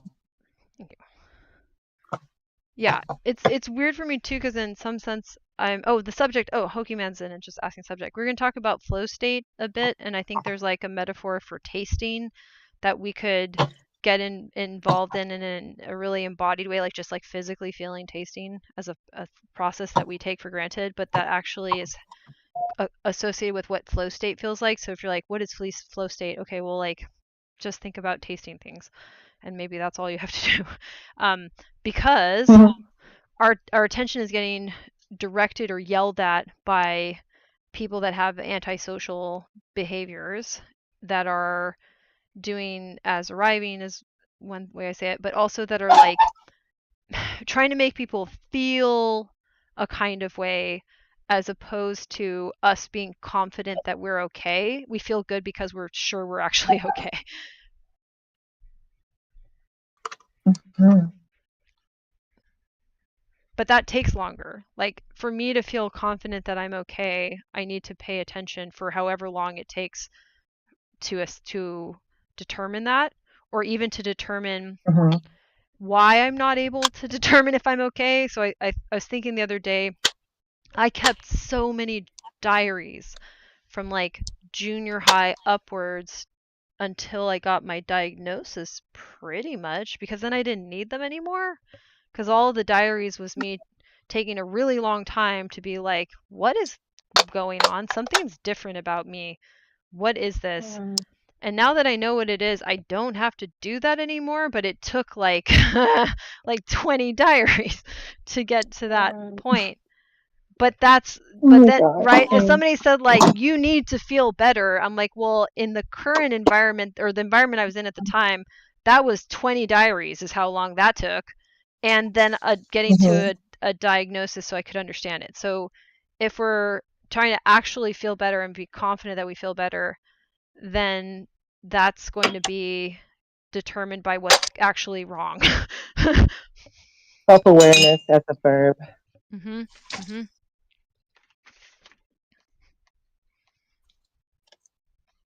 So maybe part of what I'm advocating for is just like slowing down, and if we feel pressure to not slow down, know that that's programming from an environment overrun by people with I'm happy with saying APSD, but I just feel like sociopath is the thing that lands.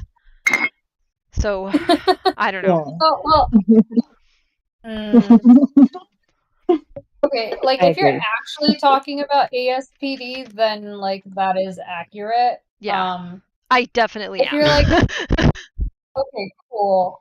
It's just unfortunate that like for me, I like start like okay, like I wouldn't doubt you after like, hearing so much insightful stuff from you. But if that word had come up in my first like 10 minutes engaging with your stuff, I might have been like, oh, this again, and then Sure. need to like hear it recommended Well, by multiple friends before I check back. Just it's a because word of of like, social power and it's a weapon. So that's Well, why, right? yeah, I yeah. mean, I get it. I get It's it. it's tricky because I can work with saying like pathological doing as arriving. Then it's like maybe people are like, oh, okay. I think it's pathological doing as arriving.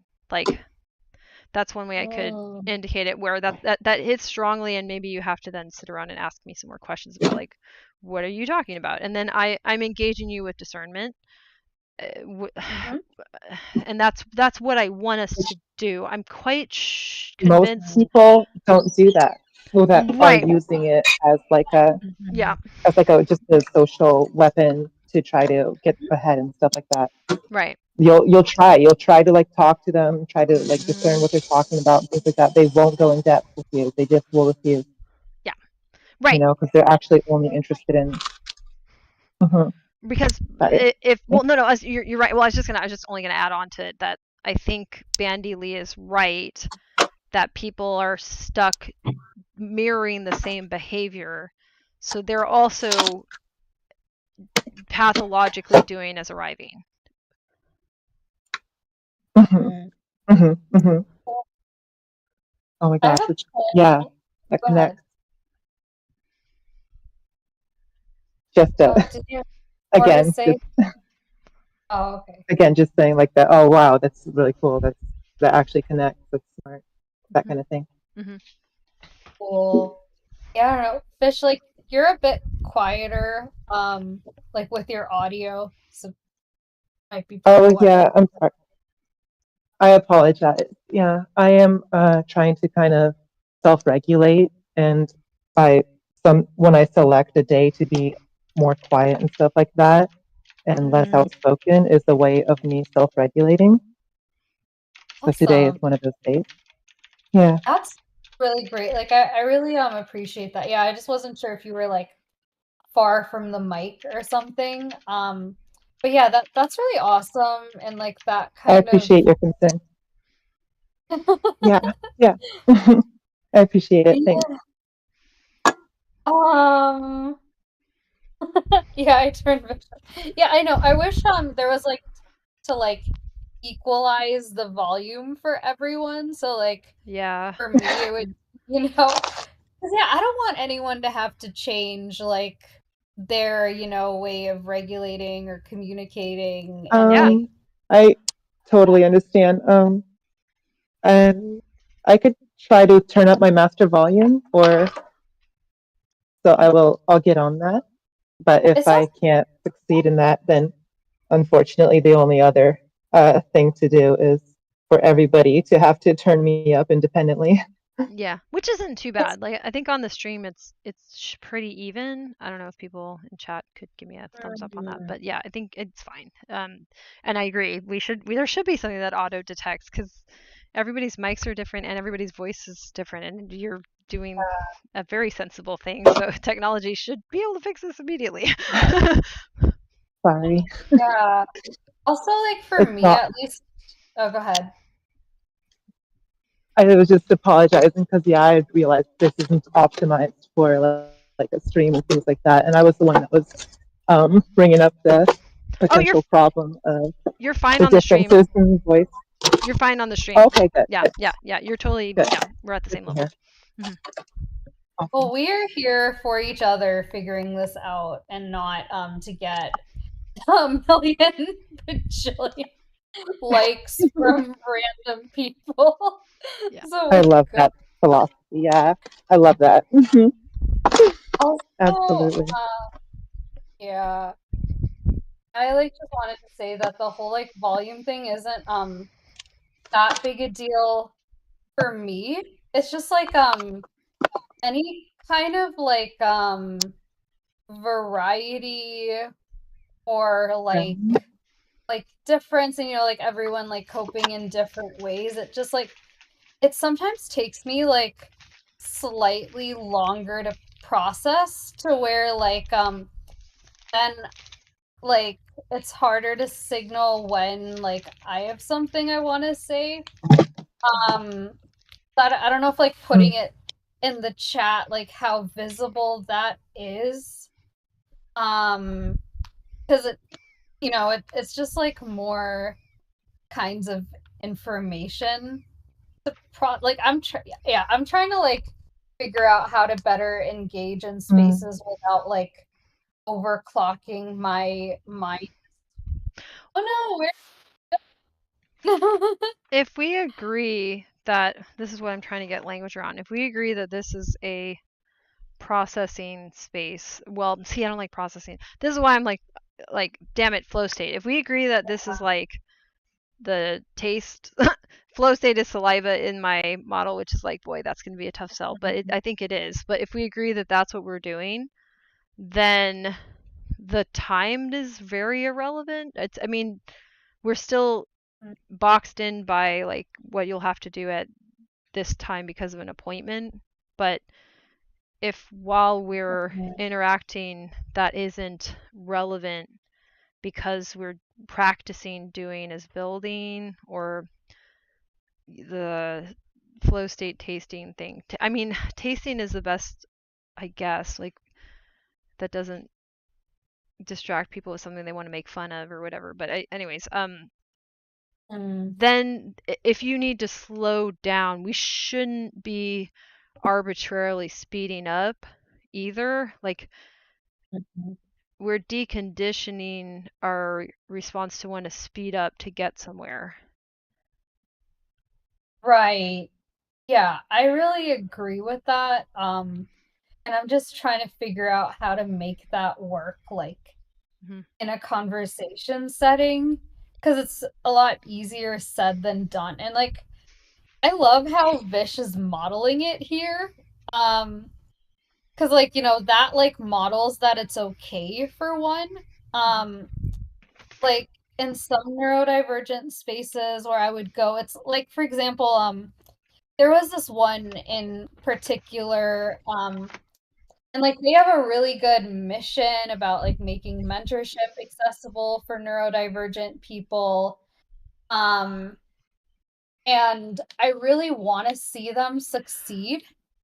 but like my experiences walking into the space, like I kind of got this vibe, like the people who were around a lot had like different kinds of like I felt like the odd one out, even though like after going a couple times, I feel like every time there's been, like maybe another person or two who like I don't know, I feel like everyone's kind of presenting in like it's kind of like Instagram where when people do talk, um like even though it's a space where you're supposed to be able to like come as you are, like everyone would be talking in this kind of like fast, kind of maybe hyper vigilant way, like um and like I would feel like,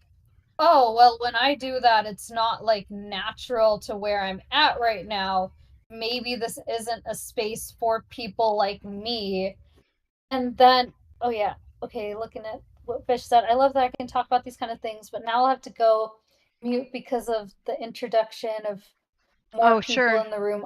Yeah, no problem.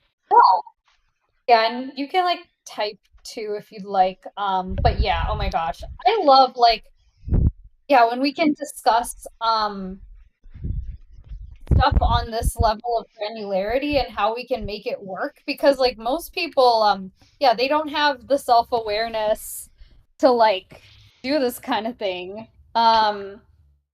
And yeah, like I'd love to just have more to say about these kind of things, because even in spaces like that neurodiversity space, I'm like excluding myself just because like that dynamic doesn't feel great emotionally, and I keep like getting overstimulated, and then yeah, like feeling embarrassed, and then I'm like, well, all the Taras aren't going to be over there, and it's going to be like all the people who resonate with what the founder says when she's like talking really fast like this about her experience with burnout happening right now, and like I'm like so burnt out right now, and like I don't relate to that because when I'm burnt out I'm having a hard time making one sentence, and I'm like, well, okay, maybe this space isn't for people like me then.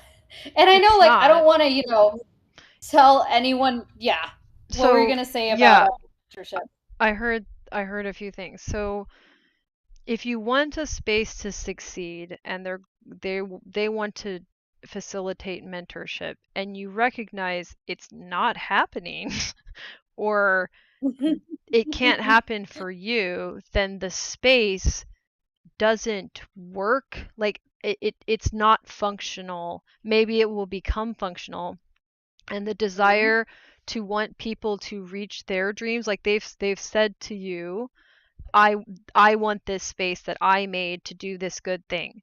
You can want for that person that they have that self-actualization, but if it's failing, I don't want that person to continue to think that something that doesn't work works. That's not mhm, helpful for anyone and is in fact potentially dangerous if they convince other mhm, people and then they're some sort of a snake oil salesman, right? So I would say relate it to something more concrete. So let's say I want the mhm, ballet school that's close to me that accepted me to be a good ballet school because I want a good ballet school and I go there and it's a horrible ballet school. mhm, That's just me wishing that I lived in an alternate reality where mhm, people all got what they wanted. mhm, Sometimes it's just not working. And for me, mhm, I want to know if what I'm doing is working or not.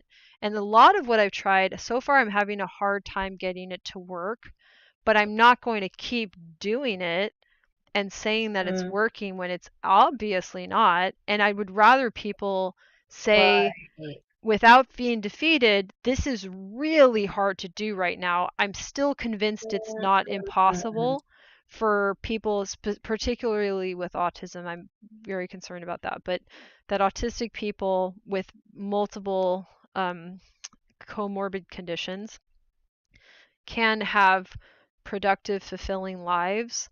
The problem is the money. That's a huge problem. And class gets into that. So there's a lot of barriers. So if you ever feel like, man, it sucks that people can't open the ballet school of their dreams, is my metaphor. Or anything that you know, something that you know well enough that if you walked in the room and it was a shit show, you'd be like, well, that's a shit show, and walk right out. But a lot of things, if it's new, we can't do that. And you're giving people too much of a benefit of the doubt, because it would sure be nice for someone to figure this out, but it doesn't mean it's that guy. Yeah. Wow. Okay. I resonate hard with a lot of that. And something that I've worked on and like improved some in this last year is figuring out when like someone might have good intentions, but like is the doing as building really like valuable enough to them? Yeah, like when to jump ship. Yep. Like for example, I've told you about this one other startup where they wanted it to be inclusive of all kinds of people, and they wanted me to grow it in the way we were talking about grow before and bring on a bunch of neurodivergent people, but they didn't want to know where are neurodivergent people having a problem with the product. And so like I was just putting a ton of pressure on myself. Like I wish that had like clicked for me and I had been able to just like voice that back then, and then you know, see like, okay, do they want to, you know, understand how this thing feels for neurodivergent people, or do they just want to grow it, in which case I'm not supporting them anymore. Can I nitpick this too in a second? Please continue, but I want to nitpick the thing when you have a break. Sure, yeah, we can do that now, and then I'll talk about the other one. Okay, the thing that you shared, right? Your place to connect with people who get you. I don't need them to get me. I need them to get my disability. And so do I. And guess what? We're nowhere near detailing what the disability is, especially when I'm running around banging my little pathetic homemade drum that I think it's in the entorhinal cortex, you guys. So I don't need them to get me. I need all of us to get what the hell our disability is and how it changes life for us in a very, like, you know, clear way that is flexible enough to deal with how complex the problem is of having this specific disability. But I need that.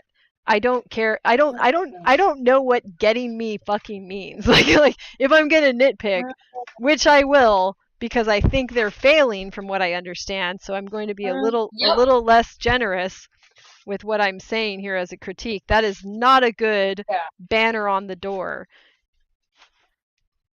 Yeah.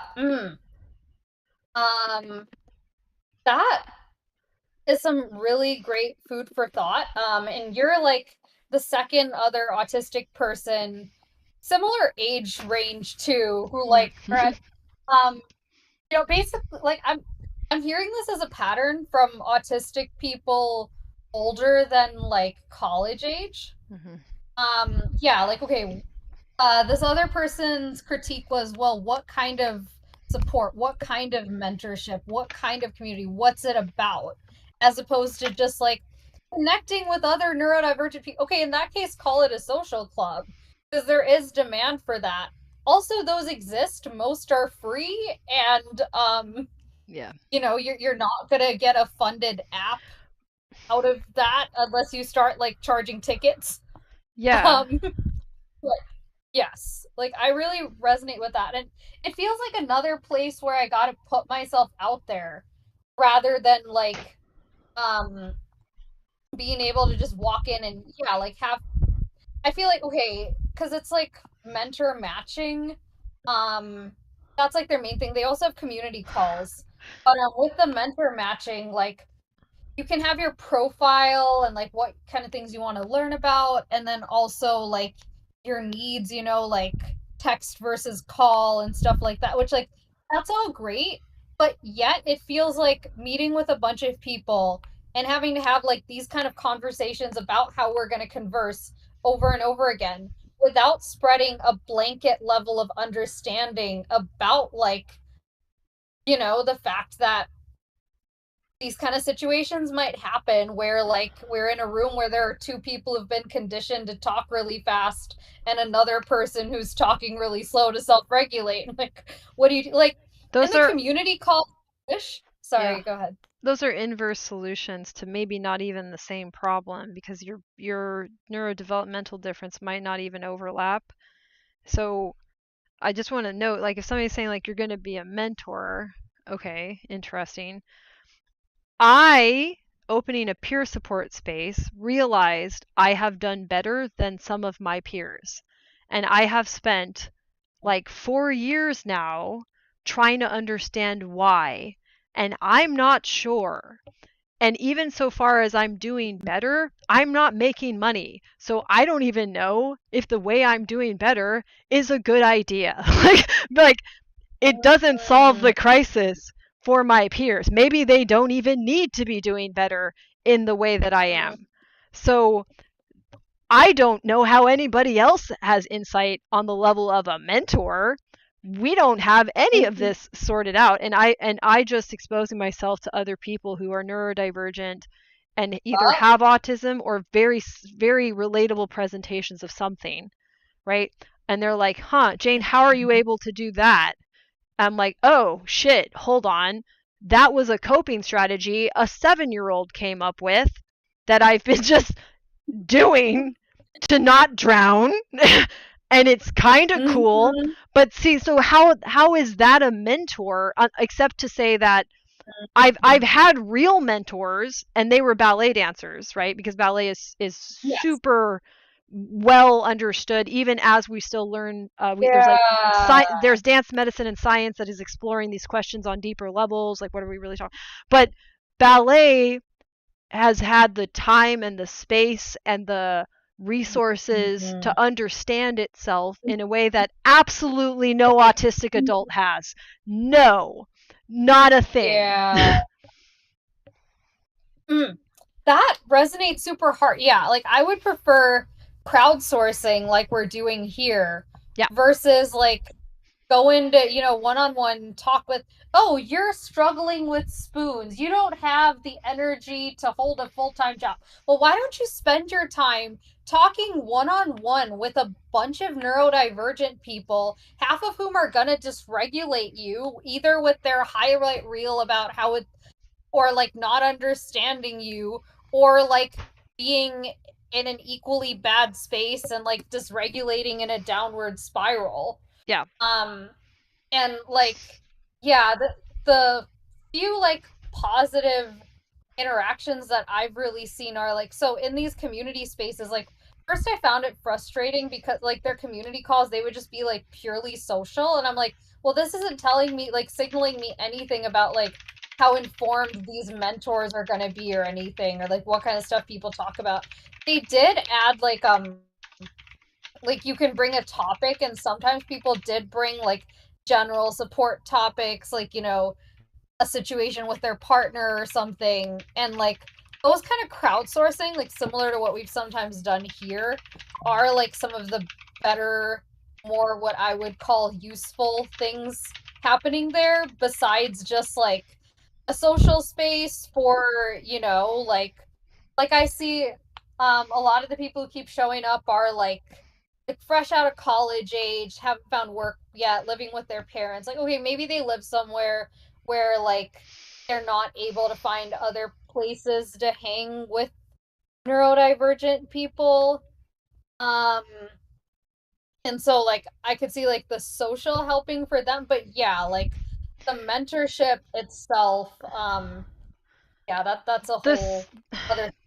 If we're not discreetly working on figuring out what the hell this is without borrowing from neurotypical models, borrowing from the self-help industry, or God forbid, borrowing from TikTok meme infographic sociology, that one also pisses me off. If we aren't figuring this out as like a language for disabled people to talk about their confusing disability because it's inside of our brain, then what are we doing? We're pretending that a structure not made for us is going to solve our problems, which are serious problems of being able to support ourselves not only financially, but in terms of like our overall health, like our bodily autonomy is screwed up by our disability and our environment not understanding the problem. Like our disability needs to be understood not intuitively, but like empirically. So what? Like they're like, we have this ready-made solution that barely works for neurotypical people. Here, go use it. Why? And once you're there, then you're told that, oh, what, you don't like us or something? Like it becomes like a lot of people that feel rejected. And then you're if you leave and say like y'all don't know what you're doing, we don't know what we're doing, then you're rejecting these people that already feel rejected. If all you need is a break from being gaslit, fine. That's cool. I get it.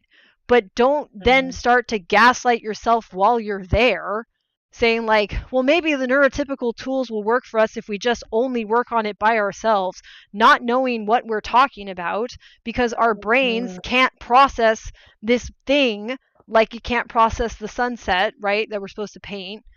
So we're you're giving yourself an even worse demand, like the blind leading the blind, and you're badly hurt by being around people that have exploited or just not been capable of being sensitive to your disability and how difficult it is. So what? Like this doesn't make any sense. I think there's a time and a place, and maybe it's very often that we need a break from people who don't have a neurodevelopmental or cognitive disability acquired or at birth. Maybe we need a break from those people because they're fucking exhausting and they hurt us without meaning to. But we aren't supposed to then go and try to make their tools work for us.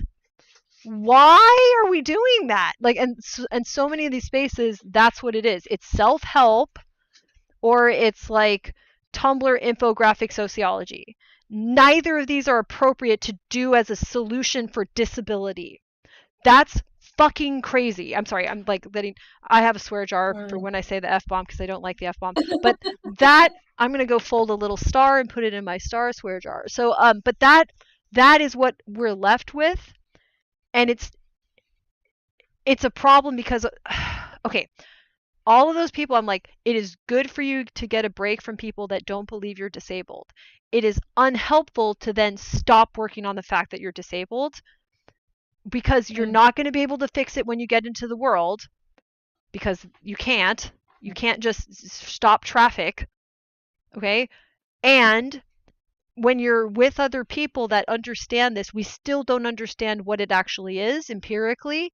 So you have to demand empirical research and data and testing out things empirically from there, and that iterative process dedicated to you, even though you're an extreme minority of the population, and it's easier to just forget about you and pawn you off on really bad, really shitty sociology and or self-help. Yeah, I really resonate with that. And I think, yeah, like all of this is good food for thought. I'm like, yeah, why are we, dividing, like why are we making everything like one-on-one? Like, oh, like find like the people who like really get you, versus like, I had the idea for this group of bringing together people in similar careers, which like for like group sessions, which like that was something that they talked about before too. But yeah, this is like helping me kind of frame why like I felt kind of bad because like I keep complaining about like how hard it is to find mentorship, but then I don't want to do things like use this platform, which makes me feel like, oh, do I just like complaining then? But like no, like it's definitely something real. You need a mentor in an actual skill that's willing to sit with you, the complete weirdo, and figure out how the weirdo can also learn this skill. That is why I had mentors in ballet. The only mentors I had were the people that loved ballet so much and had just the right temperament. There were some great teachers who just never were going to be down with the Jane Project. But a lot of people saw that I was hella into it and that I was weird They could clearly see I was weird for a variety of obvious reasons. Yeah. And they're like, well, can we teach that thing too? And those were my mentors, but it was for a skill. And they ended up teaching me things that were universals because they had to be in order to be a skill in ballet that's technically demanding. So find something that's technically unforgiving and find mentors that will teach you, the complete weirdo, and then you will learn something of substance that you can apply to other things. Yeah. And you're in a tricky spot because the tech world is a lot of just like, what's the word I'm looking for? Boil.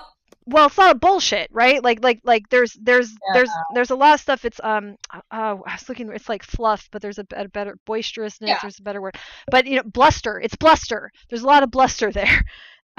So then you'll be like, oh, so what do you really do? And it's like, well, I make up names for the thing I don't actually do. I'm like, oh wow, that's terrifying. But that's part of where you're at. So you have that problem on top of everything. So I'm not surprised that they're doing what they're doing. But in my opinion, the self-help thing is attractive to people in business because it started in business, so they feel the flavor of that culture is embedded in it because it is.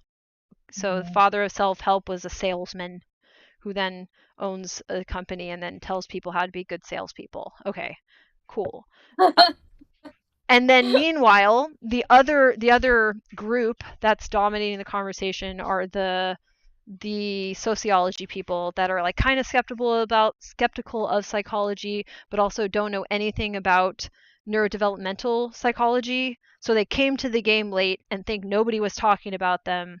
And they're going to start this conversation as a civil rights movement. I'm like, that's interesting. I don't hate part of it, but the rest of it it's like not a good grasp of post-structuralist theory. So post-structuralism, oh boy, that's dense. You can do it, but nobody is. So it's either like they feel comfortable because it sounds like an exploration of self and self-actualization, but all it is a bunch of people vying for the social capital you get for being a academic.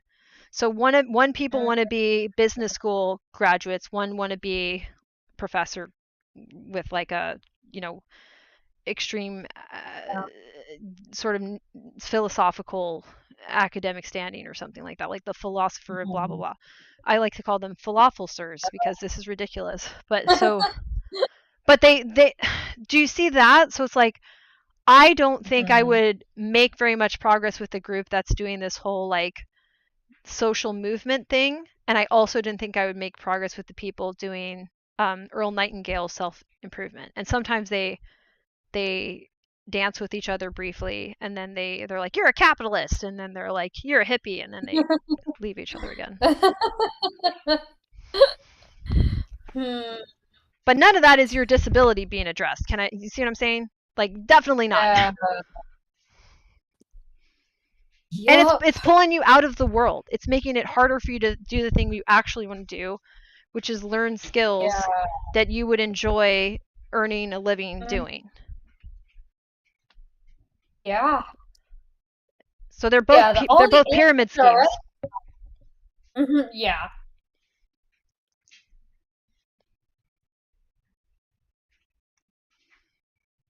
Yep.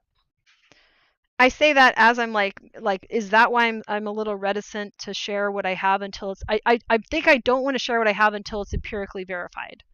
Or empirically, but then I don't have the degree to get empirically verified. Shit, what am I going to do? I don't know. I wish I knew, but I don't want to be a guru. I don't want a pyramid scheme. We have a real disability. It's real. We have a real disability. It is, it's appropriate to address the actual disability, not appropriate to read self-help books, and not appropriate to do shitty post-structuralism. So I personally think that comes across really well in your streams, that like this is stuff you're working through and not like preaching. So again, like I don't know what kind of experiences you've had with other people you're talking about this with, and like have you personally had experiences where like people perceived your ideas as like more proven than they are? No, but I don't know. I don't see anyone like me or like what I would want to be, so I get concerned that it's not possible for that to go over well. And I don't want, well, in my doing as building, doing as arriving thing, I'm working so hard on this damn sandcastle, and I don't want someone to pour a bucket of stupid on it and be like, don't look at the sandcastle, see it's stupid. I am very worried. I don't think anyone can destroy the castle, because I think I made this out of empirically sound structures. I could still be wrong. I've mentally braced myself just in case neuroscience says, nope, you're dumb, bink, and so whatever. But it's plausible that I have this right, and that if I do have it right, then the implications are extremely relevant for not just me, but like American politics or whatever, like war.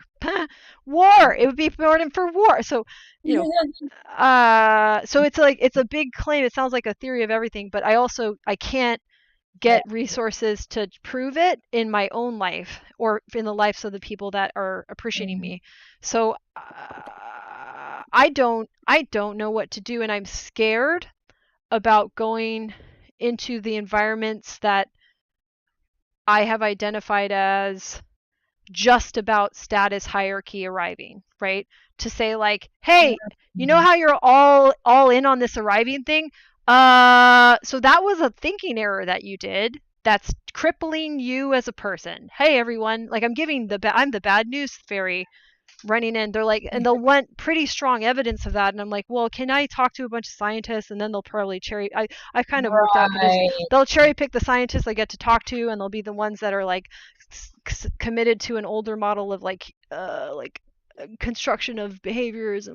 So like I'm not trying to like bring my little idea bot into the robot idea battle. I'm like, I think we're in trouble, buddies. And they're like, no, robot battle. That's how we make sure we're in trouble or not. I'm like, nope, that's the problem. So I can explain it, but that's where I get nervous about this whole thing. And I'm sensitive, and if I don't know how I would recover from that, because I have never seen anyone do it.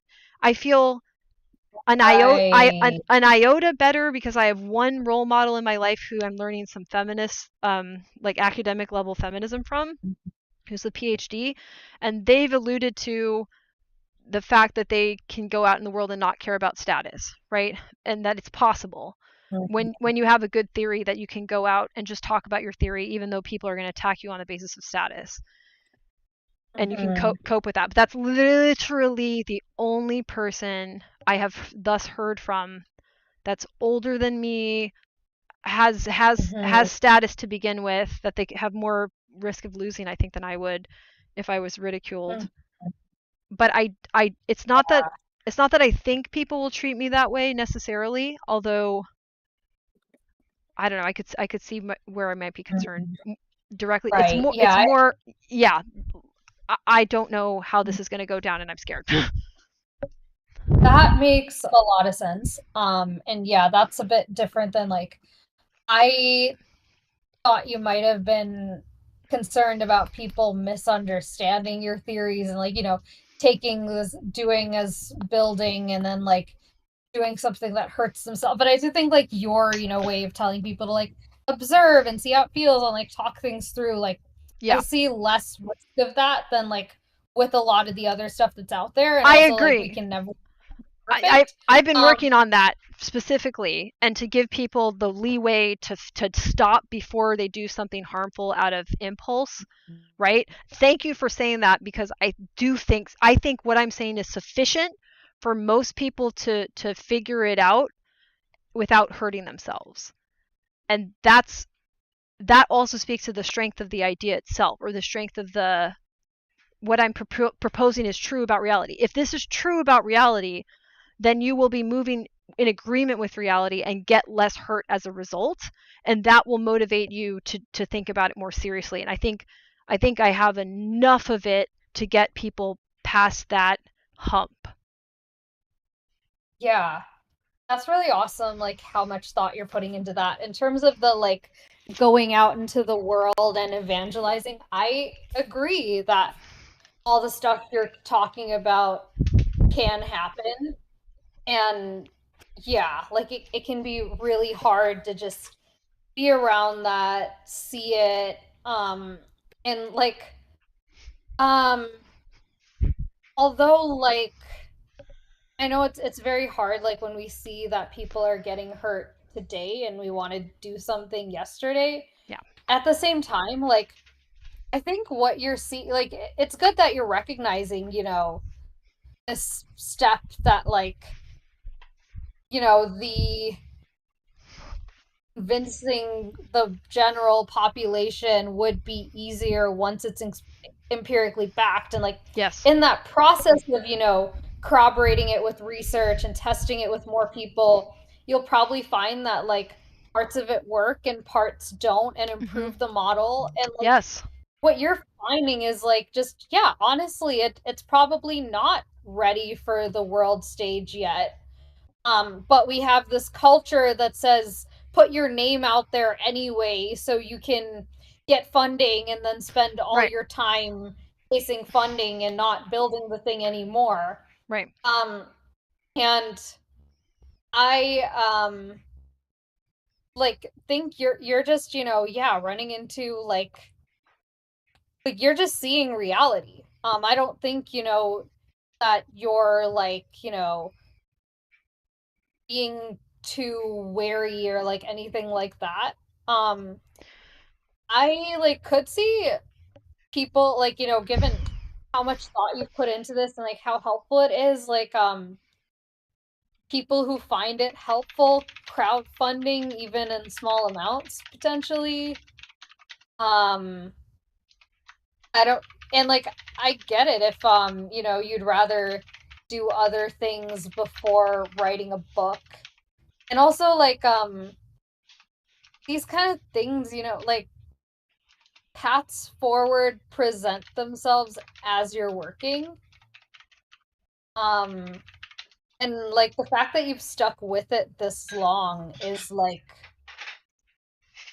not many people do, Yeah, well, just like where can it's there. It's there, and I think I got on. I think I ended up slipping through a crack, and it was a super important crack. I don't know who else is slipping through that crack, but if once you're out, you're free, and you're like, oh shit, like there's a whole thing people are stuck in. I'm not as stuck in it. I'm connected to it, but there's something there's some way that my mind is not. And I'm like, that's really good. Okay. And then I can't let go of it for that reason. But then the idea becomes, who do you think you are, Jane? Like, why are you so special that you got out? Are you saying that I'm not special? Person who probably has a ton of degrees, and you know what I'm saying? So it's like, so somebody could be like, but you don't have status. Why are you? And they'll think it's about me wanting to feel special when it's not. I can understand there's a drive for us to want to feel special and appreciated. So I can understand that will always be there, and I don't think we should weaponize that as a critique of somebody who's trying to share something they think is just a good idea. I'm not a selfless person. I feel pain, and I understand the world from myself, from my own set of experiences, but there's something much bigger that is acting on all of us like a force. And I think I see it. And I think that science is seeing it, but isn't talking about it yet. And the sooner they do and the better they do, the better things are going to be, because it's a property of reality. So I'm on it because it's a property of reality. But the problem becomes, like, I even, as a concrete example, I talked to somebody who's a neuroscientist, and they work in memory research, and they're interested in learning, but they're not close enough to the stuff that I'm interested in. So I sat down, I read as much as I could of their papers, then I had ChatGPT digest all of their papers and give me a summary so I could understand their research. So I did it as I was able to access 36 papers. So I did that in preparation to talk to this person, and the conversation was kind of dead in the water. Like, even though I had a Zoom with this person, they left it saying, like, wouldn't it have been, they left while I was trying to tell them about some of my theory without coming in like a weirdo, like a right. And Yeah. what they ended up saying to me was, "Oh, it seems like you're successful, and wouldn't it have been better for you to know about your autism when you were younger in some sense?" Right? I was like, and then they were saying basically that they think they could get grants and work with me on this to make a program for kids. Oh man. Ugh. I hate when that happens, when like you want to have like a geeking out conversation, but the other person's mind is just on collabs for the transactional thing they want to do. Well, and I'm sure And she that has a is sense of what grants she can get. She's yeah. embedded in the system where grants exist, and that's how you get your funding, and you need to have funding, and you need to have research. You need to be actively doing that. She probably still has student debt. I'd be surprised if she just barely paid it off in her 40s or something. Yeah. And so I'm sitting there like, I think I have a general principle of the human mind that is particularly relevant to autistic people, and especially adults need to know this. And she's saying to me, wouldn't it have been nice to know what you know as an adult as a 7-year-old? And I'd be like, yes, but I still haven't told you what that is.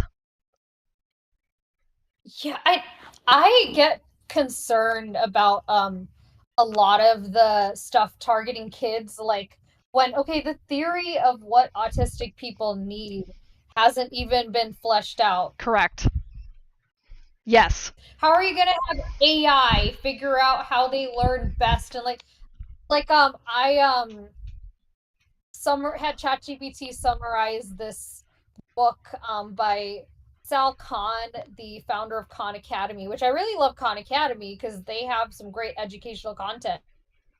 Things AI, and like they're talking about AI to like evaluate how kids are learning, and like, oh, that's like personalized learning, that's going to make learning accessible. And I'm like, damn, if some of these like hyper categorical systems had like accessed me as a kid and been able to see like, oh, this little girl in rural Wisconsin fits this profile, like I probably would have been pigeonholed way harder, way sooner. That's yes. So okay. So if somebody were to say to me, based off what I was saying, okay, hey Jane, let's pivot, because it was a pivot, to children and yourself as a child. What do you believe you needed? Oh, not to be in school at all. That's what I think. That was so traumatic for me. Are you fucking kidding me? You're taking me back there? Are you out of your mind? Get them out. Get them out. They can go to first grade, and then they can fuck off. I'm gonna make $1 million for this. They can fuck off and go do something else entirely, probably specializing very early on. I don't know, and maybe that wouldn't work because something social skills, something. I don't think so. It was horrible, and I still have like nightmares about it.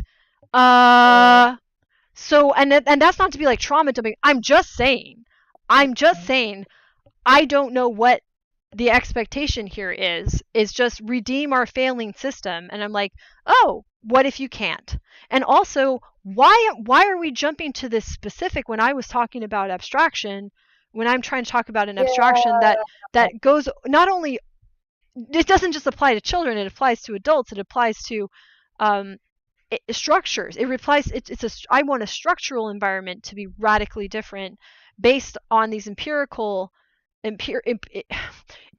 realities that need to be tested in environments that allow for the testing. So if somebody says, "Can you maintain the structures as is and do your testing?" I'm like, "No." The answer is no. So what? And then you want me to throw kids into a shitty experiment? What? Yeah. Ugh. Dang.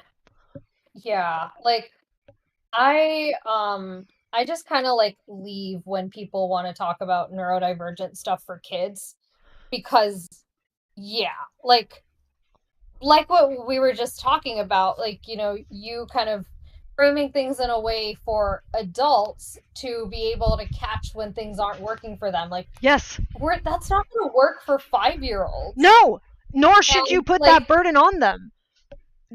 If your adult society yeah. can't take care of adults, you should tell your kids that. That's if you really want to set them up for success, be like, take a critical look at the adults. Do you see how they're acting like monsters? Okay, and maybe that's the crack I slipped through, because I remember I had Encyclopedia Britannicas off to the side because I was stuck in the dining room because my parents bought a 2-bedroom house and didn't want to put me in the same room as a little boy, right? Smart. Anyways, so I'm off in the dining room next to a bookcase just grabbing books because I was hyperlexic. And then I read the encyclopedias, and I was 5 years old, and I found out about the Holocaust and the civil rights movement and slavery, and I was inconsolable because I was like, oh my God, adults are monsters. I hate this. My species is horrible.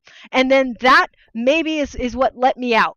I don't know. So maybe tell 5-year-olds about the monsters that you are as adults. Tell them that, because apparently, if you want to make another me, that might be the secret ingredient. I don't know. I don't know what the chemical X is. You see what I'm saying? Where it's like, this speculative bullshit is unhelpful and doesn't address what I'm saying, which is that where's the unemployment and underemployment going to go? Because if somebody hears me talk about my life and says I'm successful while I'm sitting in my parents' basement with my husband we don't have money, girl, what are you talking about successful? On what planet? Are you saying I sound smart and with it and people like me? Okay, that doesn't translate to success in this. I'm sorry, I'm on a rant. But like, what people are losing that I want to make sure isn't lost, you don't get to have the structure anymore. You may like this structure. This structure may give you like delicious brain candy, but no, either it's one or the other. You either address neurodevelopmental disability as a disability,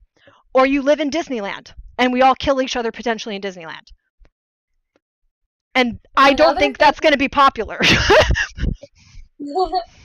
Another thing I see really, like, yeah, why I can't be around these people who are helping kids is like, you know, like when I want to learn about, okay, like I come up with questions in my mind, like, how do you gauge that, these things you're putting out there for kids, like, okay, yeah, they do sound better than like ABA, for example, but how do you gauge like the impact, like what it's going to do when they're like 12 or 20, you know, or even like 3 months down the road, like, because the usual usability testing, like user research is kind of where I'm focusing career-wise right now.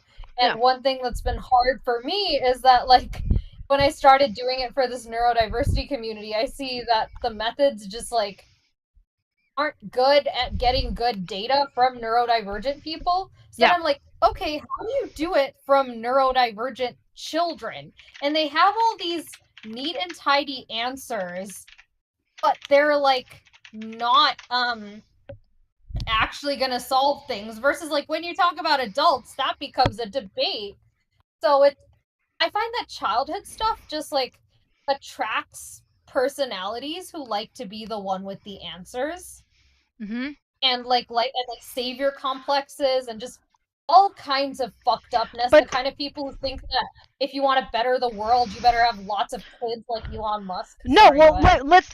I got you right here. So I'm gonna say something about. I'm gonna say we're all calling it grape. Okay, whatever. I'm gonna talk about that. So quickly, but I'm doing this for a reason.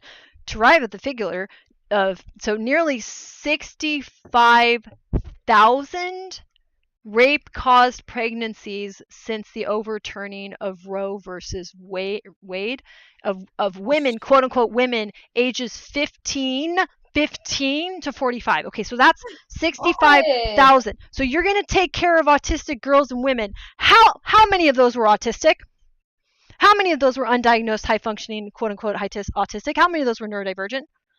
Because that's what you have to tell these little girls and little boys and all these kids is like, what world are you entering? That one. And they're not going to do data. They're not going to do research on that. They're not going to do quantitative things. They're not going to discuss you. So if you want us to then nitpick at ourselves when you're not telling us what the actual deal is they do not care how your actual life outcomes go down when you have these negative results. I know that it's not zero. It's not zero. It's probably a frighteningly high percentage. So I'm pissed because that and not to like again like I want us all to be able to process this in a reasonable way, because if you want the kids to do better, you have to tell them what they're up against. Is that people have made themselves pathologically doing as arriving. There is no way to explain this any other way. That there's these horrible situations that people stop asking questions about when they've only just begun. And they do it for reasons that have to do with like ascending to some, like Elon Musk wants to go to Mars.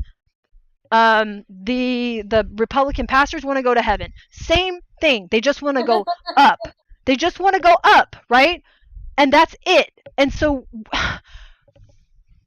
if somebody's like, you're successful, Jane, all of this is connected. I am just saying that when we see connections, we do not have a position to tell the people who are pathologically doing as arriving, these connections matter more than you arriving. These Elon Musk, these connections matter more than you going to Mars to be a space god. Like, which shouldn't even be worth saying.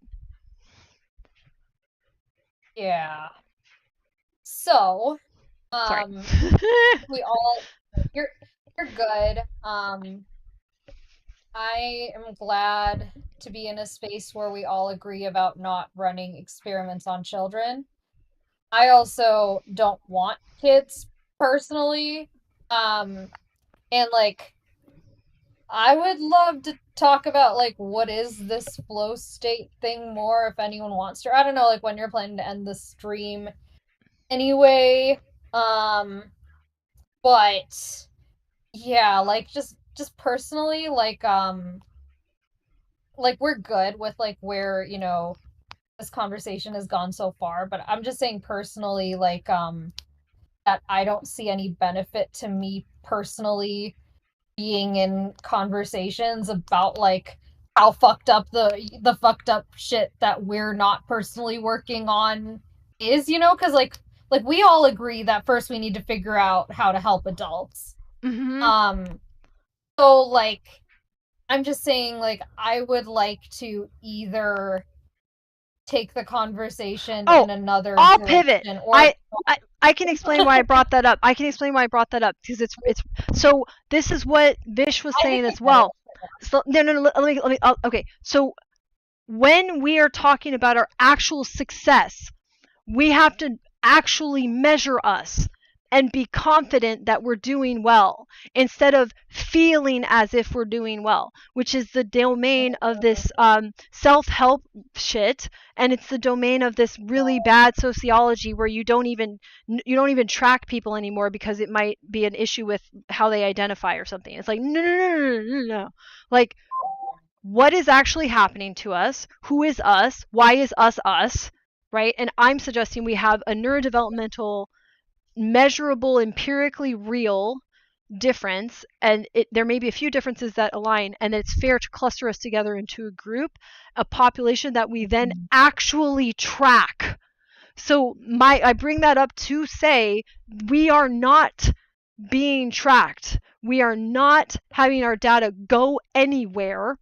And when they do measure a snapshot of us, like for example, the trauma response or the damage, what's happened is frustrating to even hear about, because it's like, well, you're not going to prevent it because you didn't even know we were there to begin with until you took the snapshot and then never asked any follow-up questions about these populations. So that is, to me, there has to be some way to talk about that. So does this make sense? I'm not talking about a separate issue. I'm talking about the problem and some things that happen downstream of it that I can point to that we can all agree are bad. Like no neurotypical is going to be like, that's the world I want to live in, or maybe some will, but okay. Anyways, neither here nor there. But most healthy people are not going to be like, that's a good world. I'm like, oh, cool. How do you think you're making it? Because it's being built every single day. And for us as autistic adults, and I think, by the way, just so you know, we'll only go for like 9 more minutes.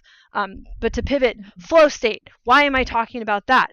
Us as autistic adults are not spending time asking important questions, and they don't have answers, and we're being told that not only do they have answers, but they're being provided for by a system that we clearly see is not only failing us, but failing the standard members of it, the people that are supposed to be the acceptable members of society.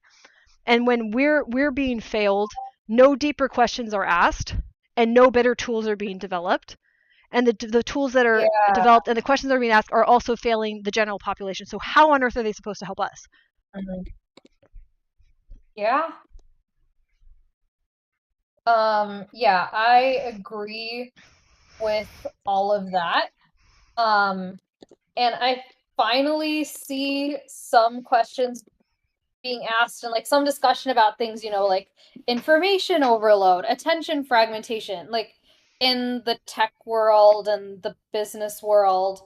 And I feel like, okay, if we're talking about where can we like be heard in this discussion, yeah, if we're talking about the neurodiversity sphere, like I've been feeling very discouraged because, yeah, there's a lot of snake oil life coaches, a lot of people who want to work with kids because they can't handle talking to adults who might say they're wrong. You know, a lot of people who want funds, like bring up anything that might take the next 9 minutes with that. One area where I am more optimistic is, you know, like, okay, there is legislative attention now going towards how products are hurting people on a psychological level. And there is some attention in the tech world. Again, a lot of these founders, like, they get one thing right, but they're still pathologically doing as arriving in other ways. Yeah. But I feel like, okay, if we can find the places where questions are being asked and bring more neurodivergent perspectives there, that could be helpful. I don't disagree. And then my concern becomes, where is that? Because it's not the universities as much as they would like it to be. So the government, in my opinion, is very much like the doing as arriving self-help lane, and the government and big businesses, anything that's like doing the capitalism, right? The capitalists are that. The universities are still pretty capitalistic, but the universities are not able to respond to capitalism because they have the same attitude of dominance. So you teach people how to think in terms of dominance and doing as arriving, or pugnacity, where you're constantly attacking someone or seeing things as opposition and fights. So then I'm like, okay, I 100% think that the solution is what you're describing. However, this is why I like Virginia Woolf. So she talks about this problem in this book, 3 Guineas, where it's like a book-length letter responding to a man who asks her how to stop war. And she's like, well, you need to make something besides universities. And she called it a society of outsiders, and where people with just plain old life experience and professional experience that are intrinsically motivated talk. So that doesn't exist. And then if you get into that, then it sounds super revolutionary. And then people are like, oh, are you doing something political? When it's like, and that's why I go back to neuroscience. I'm like, well, actually, I think all this is describing a fundamental danger in human or all animals' brains. I don't know, but particularly human brains that we are falling victim to, which is, I would call it pathological doing as arriving. And just because other fields have described pathological doing as arriving doesn't mean they actually know how to deal with it, is what I'm saying. And I'm saying that, like, right, that autistic people have to come up to that and stare it pretty clear-eyed in the face, because that is that is why we're having so many problems, is because it's like that. And I don't know if it's really I don't think it's solvable because it seems to be getting worse. Because I look at generationally, my grandfather was in the universities. I'm not. My brother is kind of in the university system, but even then, it's like he has a very minor role, whereas my grandfather was taken more seriously. So I think people that resolve their problems with doing as building are being more and more pushed to the outskirts of society. Yeah, I could see that. At the same time, I feel like people have been pushed. Okay, because first when this push started, a lot of doing as building people were willing to give in a little bit, you know, the doing as arriving people like gave them nice cushy tech jobs, and we're Yep. like, for fun over there, you know, with your nerdy special interest, in like ways, you know, where we're not like, and then it was like fragmented like that. And then now it's like they laid off a bunch of people and people are like, where can we do as build? I agree that like we don't have the systems yet, but I do think there are a lot of people who want it. Right. And um yeah, I think that like it's great we're having discussion about how to build those kind of systems, like even, you know, on a small scale, like um and yeah, I personally like just want to keep exploring how can we measure what is and isn't working for neurodivergent people, because that's just an interest for me. And also, so this gets back to the flow state. Aha, we got there because we got there because it's so important that this has to be enmeshed in the whole problem, is my argument. So how do you know you are working on it versus doing as arriving? So that's what I'm saying. I'm saying I think the only way that we'll actually work on it is if we do this on the level of the individual person and their environment, which are dynamically connected. You're not actually separate from your environment, so the environment has to help you to do this. You have to be in flow state. And that once you lose that, once somebody is pressuring you to stop being in flow state, we're recreating the problem that is all of this. So I had in the group that I'm in, where I'm learning more about feminism from an actual expert, there's a biologist, and they are retired, but they were saying they used to dance with the data and saying that flow state is what you are in when you're a good scientist, because you don't know what you're going to find. You have a sense of what might be there, but then you just exist with what is. And the dancing with the data, like they don't, like people wouldn't like that, who are doing as arriving and want to sound like they're superior to something that they see as feminine coded or something, which is bullshit, but something that's not split in this primary oppositional, like weird misogynistic thing that's part of this too, right? Which is why I think this is so interesting. But how do you know you are? Okay, the system doesn't let you spend time tasting, shaping, but the tasting is what I got to, where it's like, well, how do I know? Hands are a later thing than our tongue and our saliva and our olfactory abilities. Hands are way later. So maybe building is a metaphor of just taste. Like somebody has good taste, bad taste, poor taste, that we need to just taste what is there.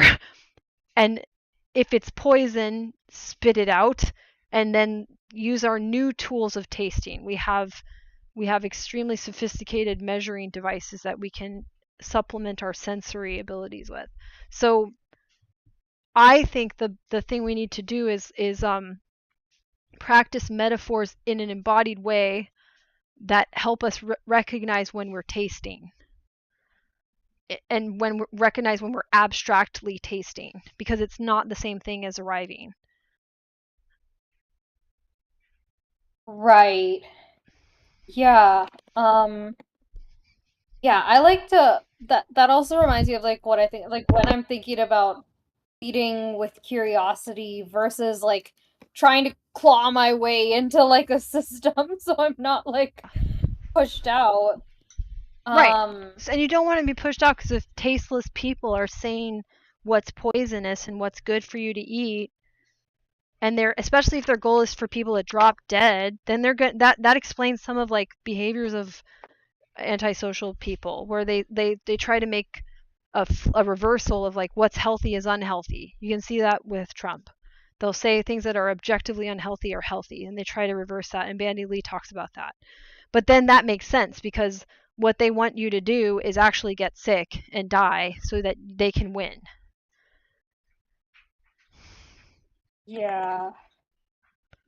I'm trying to look up there was this talk I saw by someone who started an organization for autistic entrepreneurs that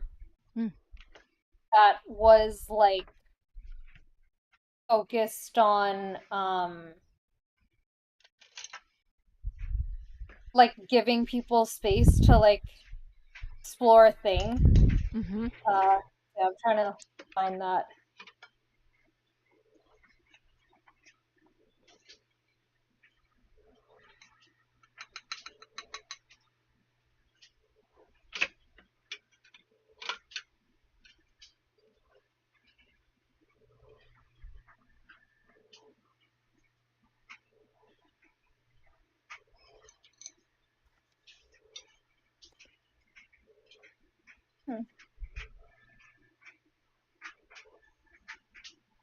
Okay. Yeah, here, I found it. Thank you. Yeah, I'll put her name and her organization Cool. in the chat.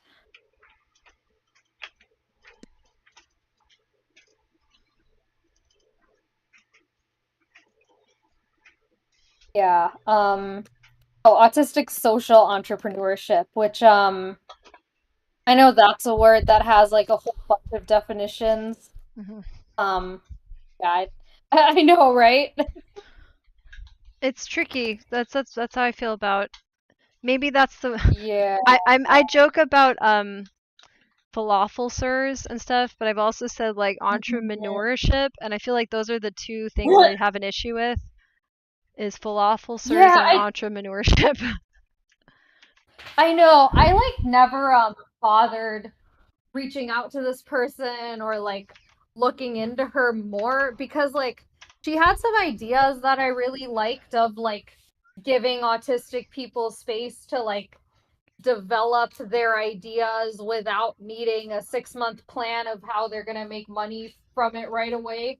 I like it. But at the same time, it's like, okay, one, why just social entrepreneurship? Like, how are you defining that?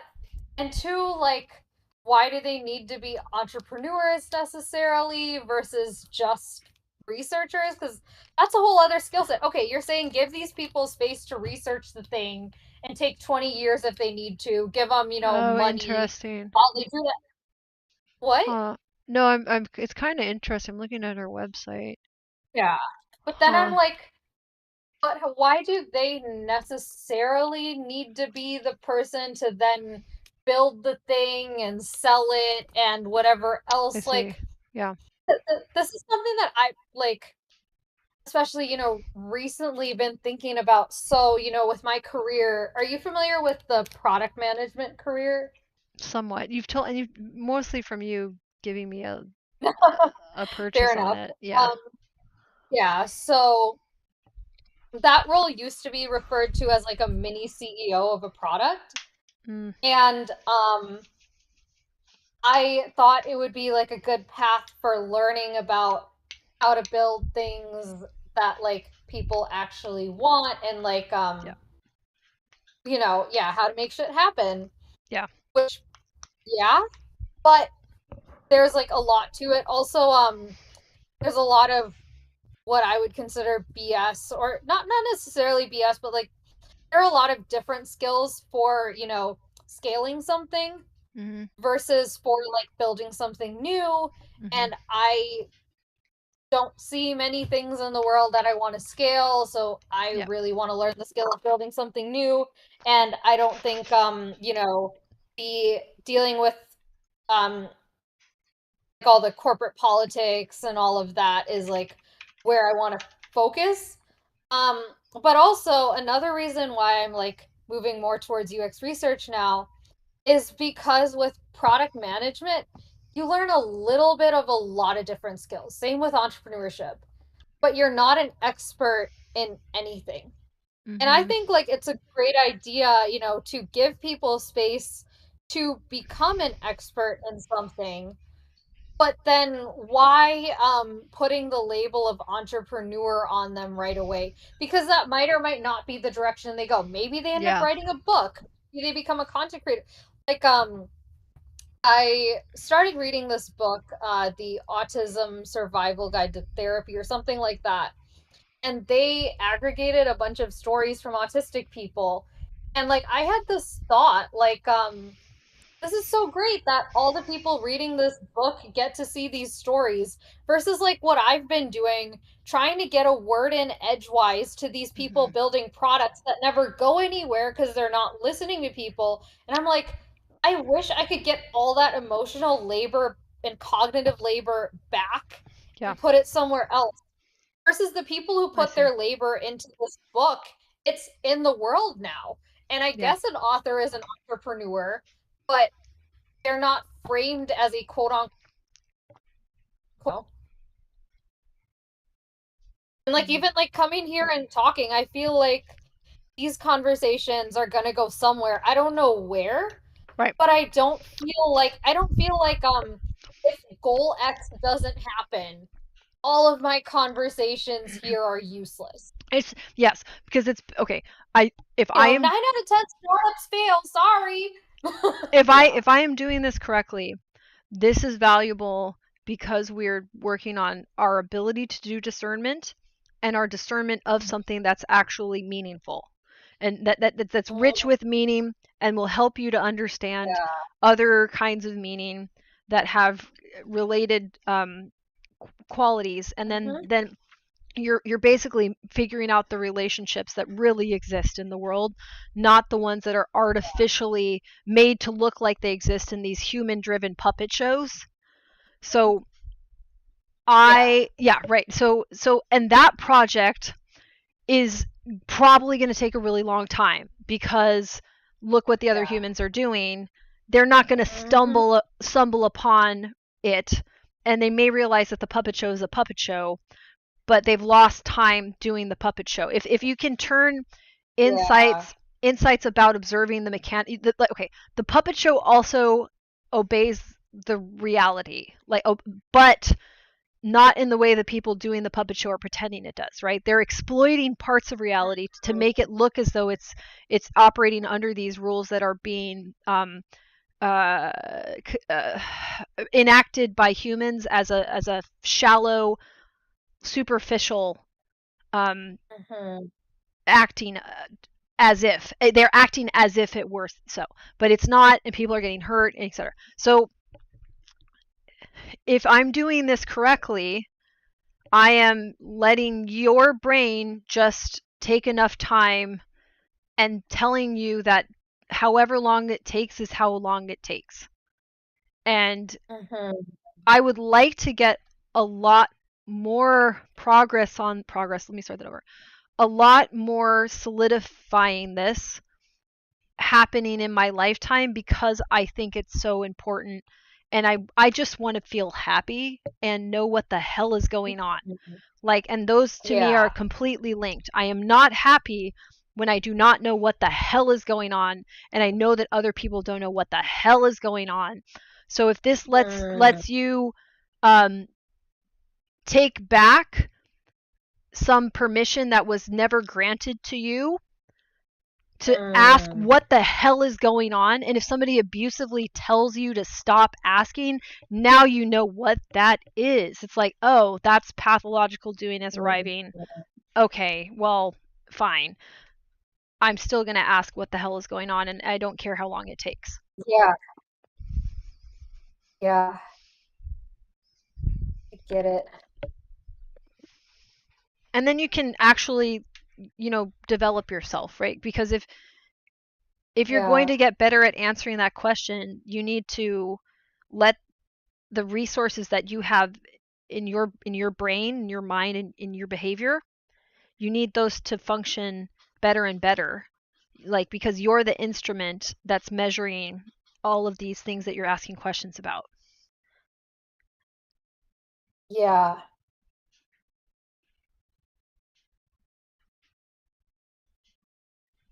Yep. But it's not going to be something that doing as arriving addicts will understand. Because the only reason they're getting their fix as often as they are is because they've created infinite plays for people to act out these absurd beliefs in. And yeah, and those plays are plays, so they last this long, and they're like, well, you know why my thing's better than your thing? Because it's got a deadline on it. I'm like, okay. Yeah. But since it has a deadline, they'll eventually leave you alone, if that makes you feel better, right? So they have a deadline, and then they have to. They're a slave to the deadlines. So at a certain point, if they can't stop you, they got to answer to one of their little watches that is going off with a little alarm. So they'll go away. Yep. Speaking of go away, it's 3:13. I'm gonna pop off. Thank you.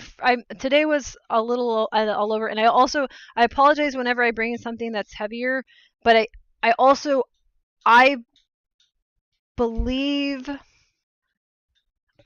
we need to be angry, and that sometimes we were told as children that we won't be angry, we'll be disgusted or afraid, and we can't handle it, when really it's like, no, we should be pissed, and it's okay to be pissed, because it's